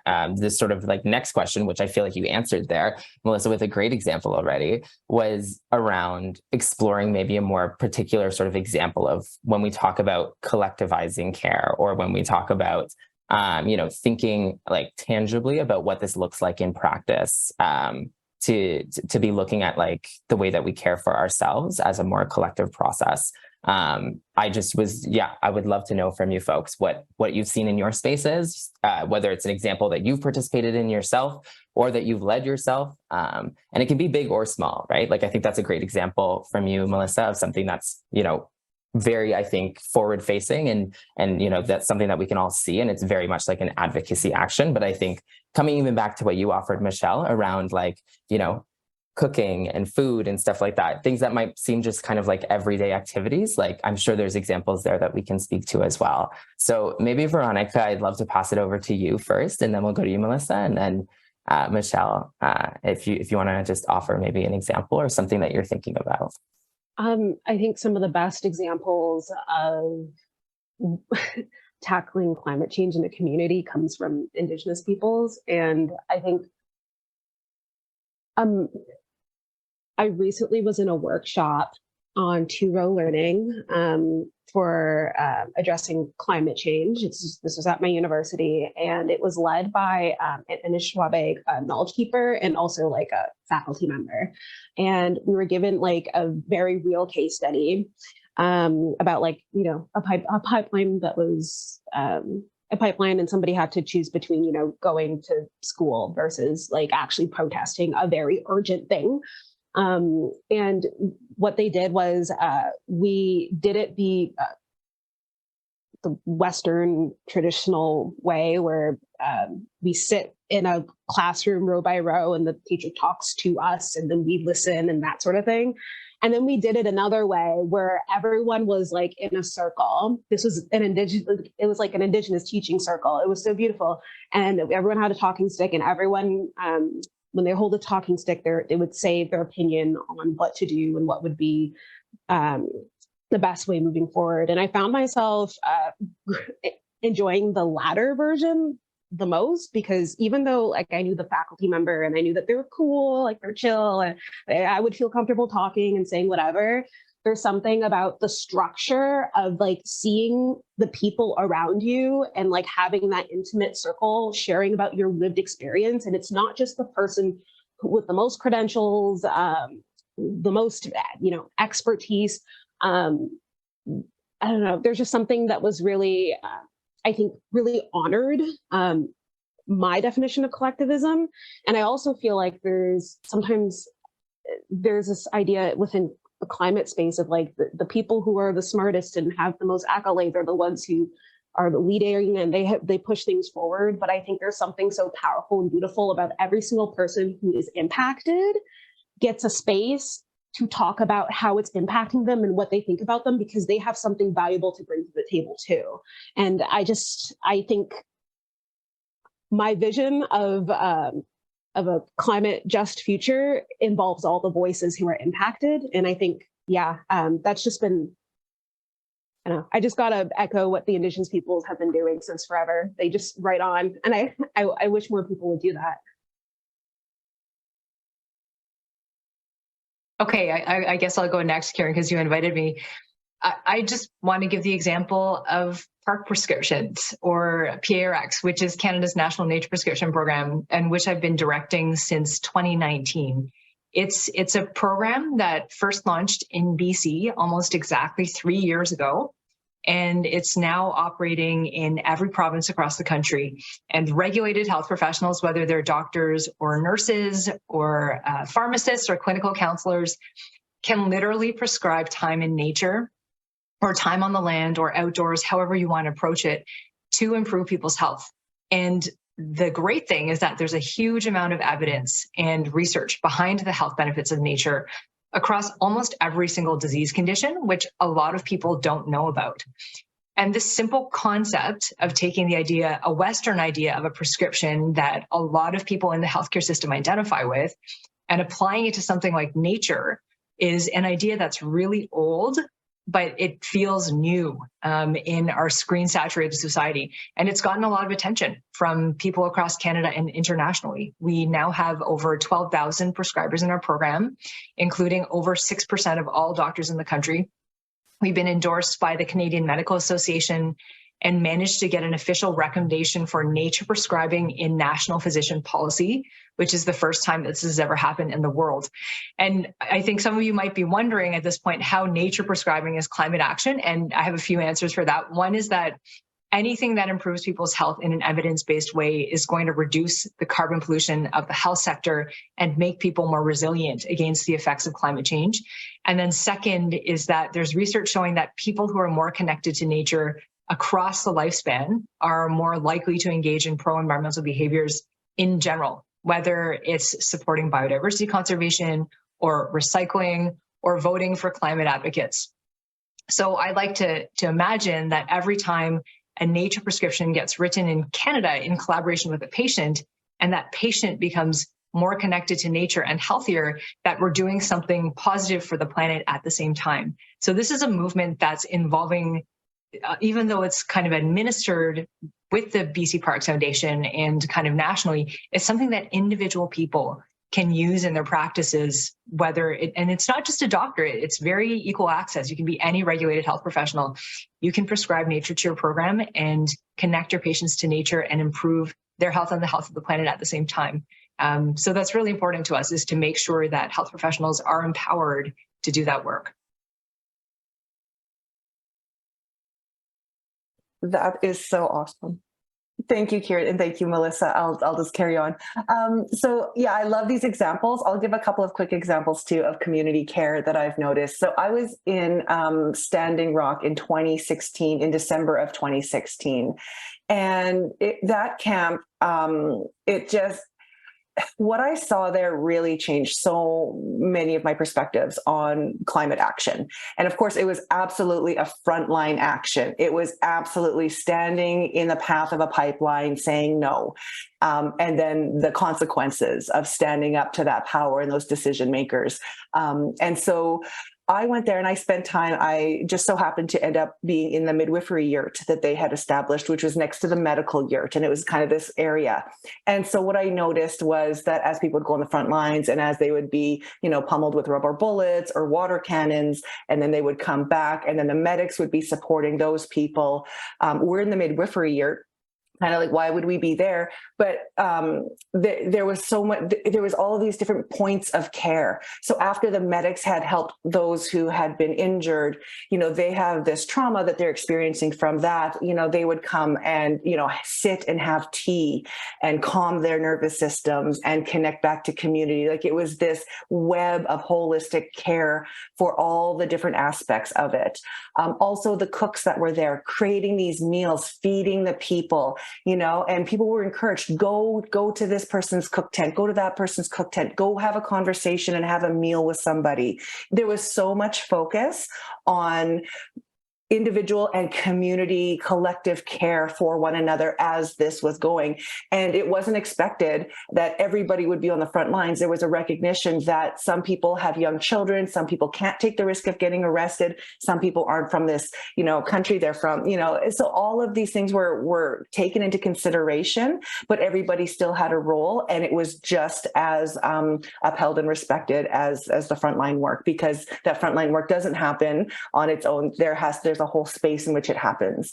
And then bringing some of that back home, what I really focus on is intergenerational relationships. So when you have a lot of, parents that have young children the same age, there's kind of these similar pressures. Sometimes you can trade childcare and meal planning, but I really found too that when there's intergenerational or people in different stages and places of life, that there's kind of more places of overlap that you can take and offer support. So I've got many friends that are in their early to mid 60s, for example, that have a little bit more time and that have been a great support to me. My son is older. I can support somebody who has young children. So like, it's just finding those spaces and really getting used to asking for help, because our society has really been about individualism, the nuclear family, and it takes time. But again, it's those relationships building that you can trust, that you can ask for help, and that your community will carry you. And I noticed that throughout the COVID pandemic too. When I got sick with COVID, I had such a strong community care network built around me because of the work I'd been doing in the previous years, that I had never felt more supported being by myself and my home with my community. So yeah, absolutely. Thank you so much, Michelle. I just wanted to remind the audience before I respond to please leave your questions in the chat. At the bottom right of your screen, we'll be getting to a Q&A in a little bit, and we would love to answer some questions that are on the minds based on what we're in discussion about, and maybe other things as well that folks want to bring into this conversation. So please feel free to put your questions up there. But yeah, I was just going to say, Michelle, I think something that really struck me in what you offered there was really the importance of understanding sort of that like social reproductive or like care work that happens behind the scenes to make us who we are, or to make us, to help us be, whatever role that we play in society and stuff like that. There's such an important acknowledgement there of like, when we talk about the people who are on the front lines, or, even the people who are like, maybe writing the petitions or speaking to government, or, all of these like different roles in the climate movement. There are people behind the scenes that are helping support that individual do what they're doing. And that work is both climate action work, but it also is like care work, and it's caring work. And we need to understand like the full sort of network of who makes individuals like be who they are, and, the collective that's behind every one person, both in their knowledge and their being, right? I'd love to maybe take a second. I know each of you kind of shared an example from the sort of Anishinaabe, like teaching or sort of talking circles, to prescribing nature, to then talking about Standing Rock. I'm sure you all maybe have things coming up for you. So I would welcome any one of you, if you have anything to sort of say to respond to each other. I'd love to open up space just to do that, because I would love to hear if anyone has reflections on each other's things. I have a reflection. Yeah, go for it. Melissa, I was thinking about the prescribing nature, and this past couple of weeks, this really resonated with me, because within the past couple of weeks, I've been very stressed out about my relationship with my doctor regarding medication. Sometimes I feel like this isn't just my doctor. I know that this is like a phenomenon. But like sometimes I feel like they're very quick to prescribe me things, and I'm like, wait, hold on, I want to learn first of things. And like just this piece about like, being prescribed nature, I was like, oh, maybe my doctor should prescribe me nature, but like I can just do it. That makes me feel like I have so much agency. Like I can just, but also I feel like I live in a space. It's not very nature centric here, but like it's not like I live in Toronto where everything's concrete. Like I can go to a park very easily. And like also I was thinking about like prescribing nature. I have accessibility to it, but maybe other people don't. So I'd love to hear like your thoughts on it, and if that's ever come up. Sure, Veronica, I'm happy to. I feel like we're kind of derailing the conversation a little bit. I'm happy to talk about it, or forever on this topic. Yes, so accessibility to nature is a huge issue, and nature equity, especially within cities, is a huge issue, because the richer areas of cities tend to have more tree canopy. They tend to have more access to green spaces. And so we have to think about our patients' lives, our patients' surroundings when we prescribe nature to them. But one thing we can think about when we're connecting people to nature is turning on our head what the concept of nature is, because we are all bits of nature walking around. Like our bodies are nature too. And so this idea that you have to prescribe something that's separate from you is kind of a bit of an artificial one. But for example, if you're indoors, you can, like, just looking at photos of nature on your walls, or listening to nature sounds, or smelling the sounds of nature. In fact, all of those things have been shown to improve your mental health and well-being in different scientific studies. So we don't have to go outside. But I think at the same time, we should be advocating, especially people who have the ear of government, people in positions of power, to make sure that everyone has access to nature. everyone has access to trees outside their front doors. Everyone is within 300-meter walk from a major green space, and that there's 30% tree canopy in every neighborhood across every city, not just the wealthy ones. So I think we can do things from an individual perspective to strengthen our connections to nature however we can, but also work to make sure everyone else has those same benefits. But I want to touch on something that you said, Michelle, about Standing Rock and about how everyone had a role, even if they weren't on the front lines, because I think the people on the front lines tend to get the most attention. They're the ones in the, being interviewed in the media. They're the ones being kind of held up as the heroes. But I think it's important for us to recognize that they're not the only heroes. Everyone working to support them are also heroes. And then I think we also have to also be aware that there's a different kind of climate action for everyone. I know that within the work that I do, within the work that CAPE does, for example, sometimes we've been criticized for not being strident or not being forceful enough. But I think there are different ways that different organizations work. There are different spaces that we occupy, and we all have a job to do, but we all do it in different ways. So I think, and so I appreciate that you said we all have a role, not just the people on the front lines. Right. Yeah. Thank you. And that was what really struck me there. And then it's going back to the orchestra analogy, that Veronica had also brought up too, right? Like we don't just have a brass section, we don't just have a percussion section. We have to have all of these different approaches, right? So people who understand policy and how to write and speak that language of government and put that pressure, right, is important. All of it is important. So yeah, I fully agree. And so I like to encourage, and remind people, it's artists, it's teachers, it's everybody. Everybody has something that they can contribute. It just, it looks different for everyone, but it's equally valid and much needed. I also just wanted to say I love the program with the walking and the prescription for nature as well. That one really stuck with me, because of just some of the work that I've done with getting people walking in nature all the time. So it's something that I promote in my work, specifically for mental health and wellness, but also as a climate action piece that people can take. And then it's a program that's rooted in Indigenous approaches to health and wellness. It's really about health and healing for both people and the planet. So Veronica, I appreciate that you brought up the sharing circles as well, because it's, I'm just trying to always bring in more of these teachings and ways of connecting through community as much as I can. So I really appreciate this conversation from both of you. I am feeling so full and filled with so much wisdom already.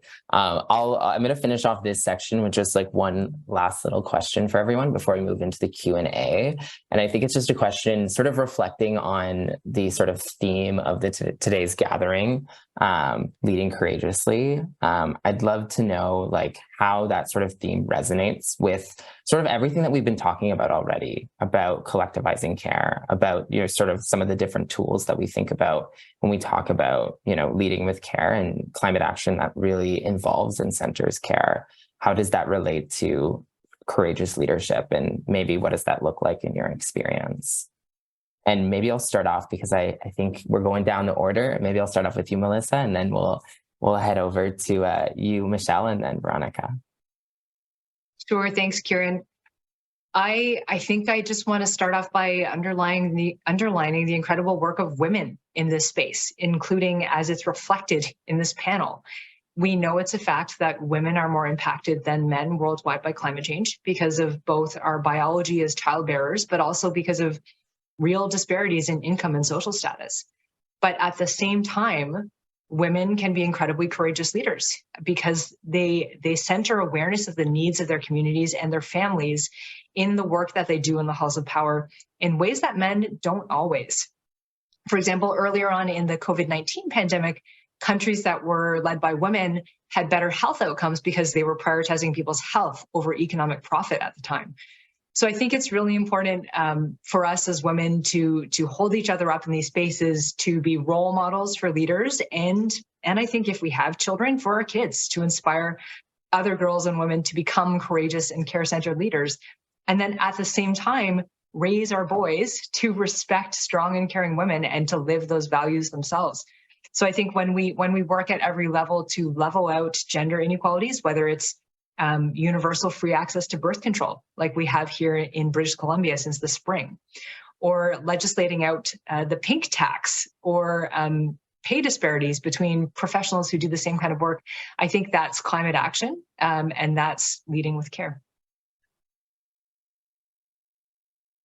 Oh, I just love that so much. Sorry, Kieran, I don't mean to talk. No, please, please. Order. So, so what I've done over the last couple of years for leading courageously is, so I used to do a lot of speaking at presentations and deliver presentations on Indigenous food security and sovereignty, the impacts of climate change, Indigenous perspectives on climate change. I would do a lot of these talks on panels and stages. And people were looking, they had the big picture, but they were like, what can we do locally? What can I do in my life? And so I developed this program called the SHAL program, which we mentioned at the top. It's an acronym for Sustainable Health and Wellness Leaders. And it really ties individual health and wellness, community care, collective care, and tying it to the health and well-being of our planet, of our Mother Earth, and how the two are completely tied together. We can't have one without the other. And within the program too, the idea is that we practice foundational wellness practices that bring holistic health and wellness, mental health, physical health, spiritual and emotional health. We practice that in our own lives. We, set an example to inspire our families and communities to do the same, build on that community care. And then it's a climate action as well. Every wellness principle is tied not to just collective human health, but the health and wellness of our animal brothers and sisters, the well-being of the water, of the soil, of all of what we need to have a vibrant world. And so the leaders part is significant because it's about leading by example. And it's things like one of the wellness principles is rest. And it's about understanding the seasons and cycles of nature, that we're living in a society that demands that we are always on 24/7 or a Monday to Friday 40-hour week, but we're just going to a seasonal change. The nights are getting longer, the days are getting shorter. As humans, we are part of nature. We are, and so we're meant to be resting more. But if you look at the holiday season, we have lights and activities and parties, and there's so much happening at a time when we're meant to be in deep rest. And that does have an impact on us. And so then we talk in the program about how can we integrate this and lead by example. And it's not easy to tell people that you're going to take a nap because you need some more rest, or that to say no. There's this social pressure. And so again, leadership, climate action, it's kind of counterintuitive because we're in such a crisis. It demands action now. And I also believe we need to slow down. It's this, like, we're going at this rampant speed, but we need to slow down, walk in nature, cook meals for our community, parent our children, be present, all of these things. And so that's kind of how right now my leadership and what I saw as leadership from others was like the frontline work, the activism, the speaking on stages. And now I see it as how do we set the example in building community care and give each other the permission and encouragement to rest, to walk, to heal our families and our communities and our earth. So that's where I'm at right now. Is so beautiful. Both Melissa and Michelle, there's so many things I want to echo. I'll get to it. So the first thing, my understanding of leading courageously, at first, it was mostly thinking about positionality and how, people who, maybe if they're like not, white men who are cis and able-bodied, and like there's more risk for people to protest, or there's more repercussions depending on somebody's positionality. So I was thinking about that and like, okay, is the only way to lead courageously to jump into that risk? And then Michelle, I think it was Michelle, you mentioned something about everybody has a role to play in this. And I think that was a very poignant message, because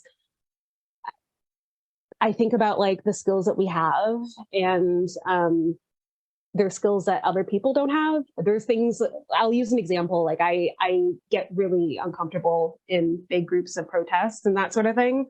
But I work in social equity. So there's like, I have that awesome outlet to talk about the things that are really important that other people might not have. I'm also thinking about like, there's courage in leaving no one behind. This was a bit of a lesson for me. I feel like there's a lot of social pressure to like, if someone wrongs you, they're gone, they're canceled, they're whatever. But to have strength in numbers, especially if when so many of us have similar missions, we kind of need to get used to not agreeing with everyone on everything. And it doesn't always look good when you, I guess you don't need to be best friends with someone you disagree with, but you can be with them and like honor their humanity. And try to refrain from that sort of infighting. And I think there's courage in that too. So I want to highlight it. Try your best. I think everyone can think of a person, or even maybe you're the person that like, you're like, I don't have, I don't know, they looked at me funny or whatever. But like, we still have the same joint mission. And we can really lean into that. It's really hard. It takes a lot of courage, but I think we can honor that. Wow. Yeah, there was so much said there, folks. I am sitting with so much wisdom. It's making me smile so big. I really love that note that you ended on, though, Veronica. Something that I reflect on in a lot of my community organizing work is that, yeah, you don't need to be best friends with everyone that you organize with, but so much of that work is based in the fact that even if I don't know you, even if you aren't like a part of like maybe my close friend group or my family, like I don't call you one of my kin and stuff like that, I still care for you. And we're aiming for a society where we care for people, even if we don't know who they are, or like we don't really have maybe a more interpersonal or deep connection and stuff like that. And I think that really ties with a lot of what you were saying. Unfortunately, I can't comment on more of all the amazing things that folks have offered because we need to move into our Q&A, but we've been getting so many great questions. So apologies already because we're not going to be able to get to all of them, but I'd love to start with this one question that really tackles a little bit of something I think we're always talking about here at Tamarack because we are an organization committed to ending poverty. The question comes from a perspective as an organizer, and it talks about, understanding that the importance of like community and collective action in climate work is like critical. And it's obviously something that not just, can further our climate goals, but can address climate anxiety. But at the same time, we also have to understand that like people are burnt out, trying to survive capitalism. And so sometimes it can be hard to kind of like navigate wanting this sort of collective action or this collaboration at the same time as understanding how much energy people have to actually maybe put into it. And so the question is really like, how do we balance respecting people's energy and like ability to engage in collective work at the same time as the call to do more of that work? And also if you folks have any tips on maybe doing that in practice, that would be wonderful to share. And so this question can be for anyone, if anyone wants to start us off. Okay, Veronica looks really eager, so I will pass it off to Veronica. Yeah, I'll try to keep it quick. I think I feel like there's a misconception that community work needs to be this big, grandiose thing, like collective work needs to be this big, grandiose thing. But even if you kind of scale it down to just like the people in your circle, in your life, there are values that we're talking about in community work that you can transfer to just like the people that you know. Like this idea of nobody left behind. It's not just in collective work. It's not just in community work. You can think about, you can think about your workplace. Maybe there's a person you don't like, but you're all there to do the same thing.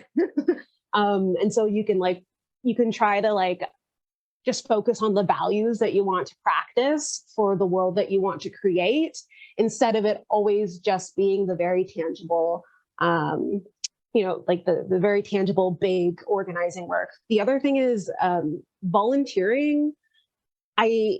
I understand like not everybody has the time for that. And so one of the things that I've been doing with my friends is instead of like, if I want to meet up with a friend for coffee, we'll meet up and volunteer together. And it's awesome because we both care about the community. And so we have our third space isn't always a cafe or something that you need to pay for. It's a free location where we both do things with our hands. We both create,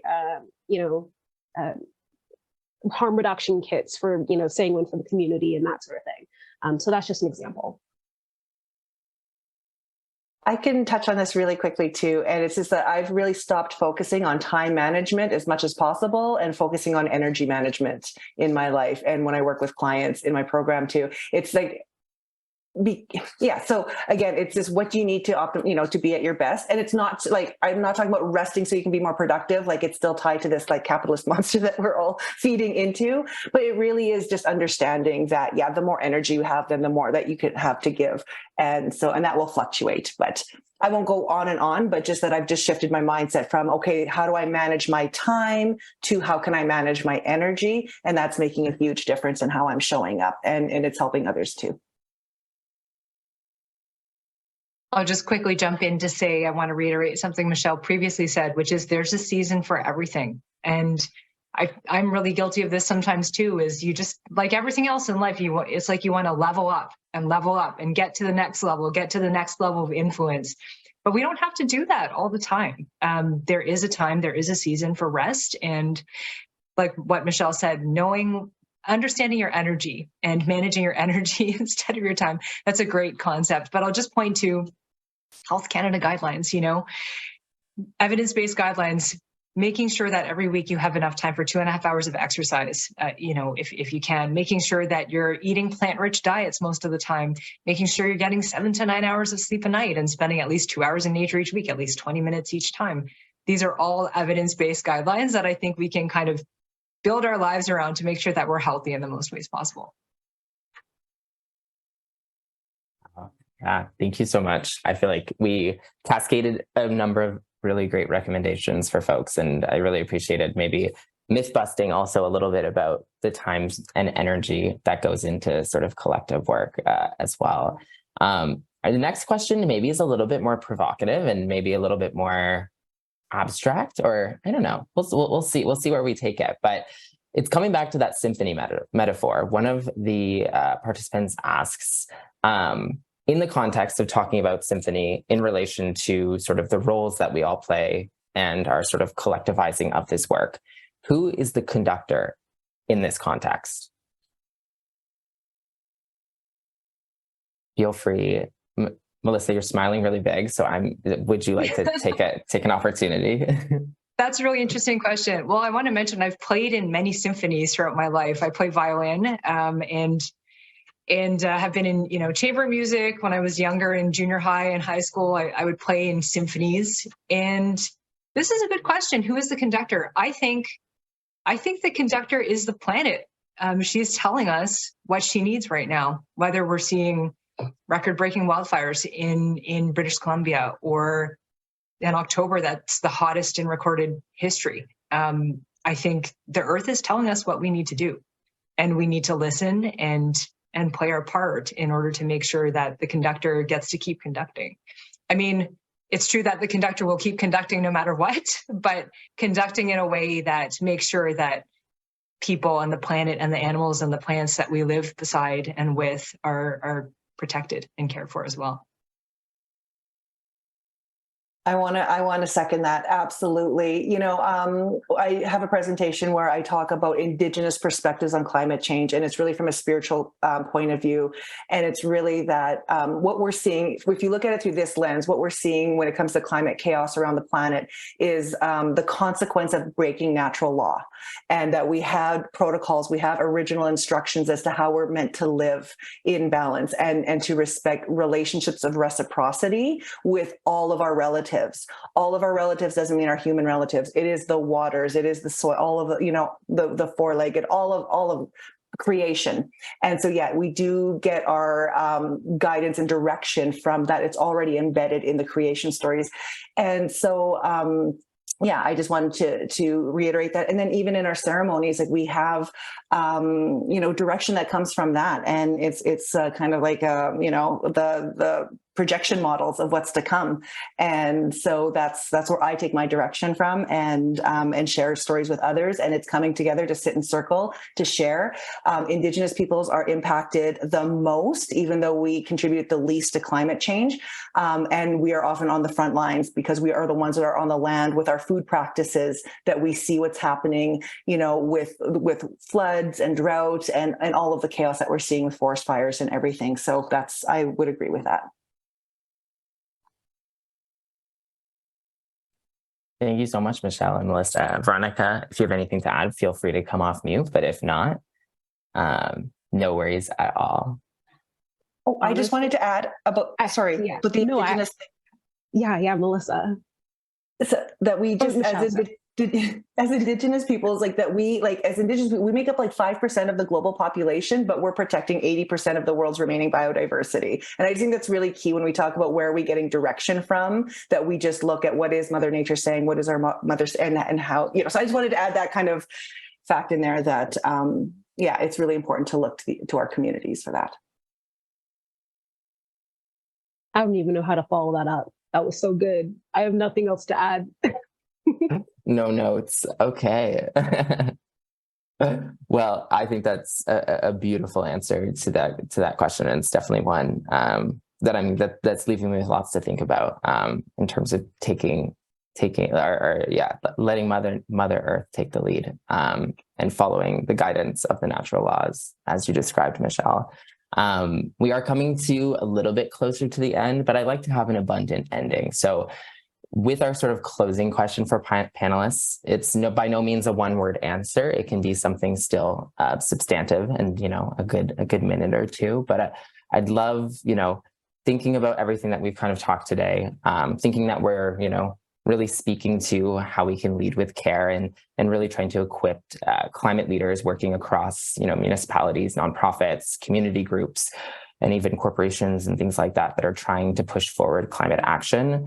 I'd love to, each one of you maybe to take a moment to share a piece of wisdom or just one last piece of advice, last piece of guidance related to how folks can be really leading with care and taking sort of climate action that places care at the center and that really meets individuals and communities where they are, while also making meaningful progress towards the climate goals that will secure a better future for us all. And so I'm not sure if any of you want to start us off or are particularly eager to start us off, but I'd be happy to go back to sort of our original sort of order, which I believe means we would start with you, Michelle, but I'd love to hear some parting words. Sure. I've been doing this for a long time, and I have to say, but not as long as many others. So just in relation to it, it does feel like a long time because it can be heavy.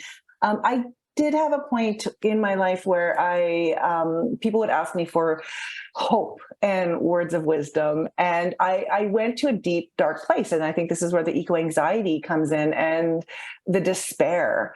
And I became very cynical. And actually, there were some times when I'd be on stage holding a microphone saying, I don't have hope for you. I don't have anything that I can say right now because this is what I'm seeing. And it was part of an evolution and a phase in a space that I was at.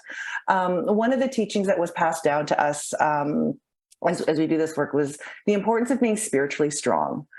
And I think that's what it brought me comfort, but it did bring fear for me as well, too, because I thought, well, what does that mean? But when we do see people being displaced from their homes because of forest fires, because of flooding, I get that we do need to lean on one another, but also have a deeper spiritual core. And so for me, that's what I've really developed. And it goes back to just, the walking in nature. When I get really overwhelmed and when I start to get afraid about the future for my son and what are we doing and does it mean anything, I just bring it back to, I go for a walk, whatever season it is. There's a place that I go nearby and I walk and I sit and I talk to those trees, and I know how it sounds, but it's so vital. We all need to be talking to the trees a little bit more. They are wonderful listeners. They will take our burdens. And I would do that. And, you know, just coming with such clarity, looking up and seeing like, I'm just this one person in this vast world, but it loves me and I love it. And so it's falling in love with our mother again, with those trails, those trees, those waters. So, you know, I have like, you know, I tell people that I work with, like, we focus on water and saying our prayers and our thank you to our water. Like, I am always, like, I have this jar of water with me all the time, no matter where I'm at. And I always just say thank you to it and tell it I love it. And it's the blood of our Mother Earth. I have a connection to it. It has a consciousness. And so I connect with that when I start to feel disconnected and lonely and afraid. I connect to the water. I go for a walk, connect with the trees, eat real food. I get my rest. I make sure that my mindset is healthy. I practice gratitude and prayer. I pass it over to a higher power, to Creator, to the grandmothers and grandfathers of the spiritual realm that support and guide us. I make sure I'm in line with my relationships and the work that I do. I persevere. There's a Cree phrase, it's akameamok, never give up, keep going, always keep going. And so I remember that. And then pleasure as well. I try to find joy and happiness and things that make me feel really good because I was in that despair space, and I just found practices that help pull me out. And at the very end, if I don't have any, I go to the earth and I sit there and I talk to her, and she always provides the comfort and direction that I need. And she'll do it for you too. Thank you so much, Michelle. Veronica, do you want to go next? Then we'll close with you, Melissa. I love, Michelle, I love so much of what you said. And also just like this idea of like really trying to clutch on to these pieces of joy. I found something that's been very, I guess, healing for me during this crisis is like clutching on to play, which is so hard to do as an adult. It's like for some reason we only think that kids play. So like my definition of play and like the way I practice play is through creativity. And so really like intentionally making space for myself to imagine, specifically imagining what I want the future to look like. My partner and I do this activity where we're like visualize what we want our sustainable utopia to be. And it's just it's like countering everything else, that all the doom and gloom that everyone else is trying to say. And then like after we imagine the utopia, then we'll try to practice it. Like the utopia for me is like, I visualize a utopia where people care about one another, no matter if they're a stranger or not. And so, wow, I don't need to just wait and hope that everybody does that in the future. I can practice that now. I can practice that now and show people that you can practice that now. And people have been practicing that now. And it's been working. And it's just, I feel like that's, I guess in summary, I'm just like, practice what you want your utopia to be like right now. It's not a destination. It's a thing that we need to prove to ourselves that we can do. Thanks, Veronica. I love what both of you have said, that the idea of play, and I think having a kid who just turned 9 yesterday, the way he plays with his friends, anyway, it gives me an example of something I could definitely practice a bit more on my own. But I think, you know, it's so simple and we've heard it many times, but I think for me, just remembering that collectively caring for the climate starts with caring for ourselves, because if we don't, we are not going to be able to show up day after day and engage in this important work, because the truth is that this is both a marathon and a sprint. And we have to remember that many days that we're basically doing the work of Olympic athletes. To be completely honest, obviously this is something that challenges me, and sometimes it really does feel overwhelming.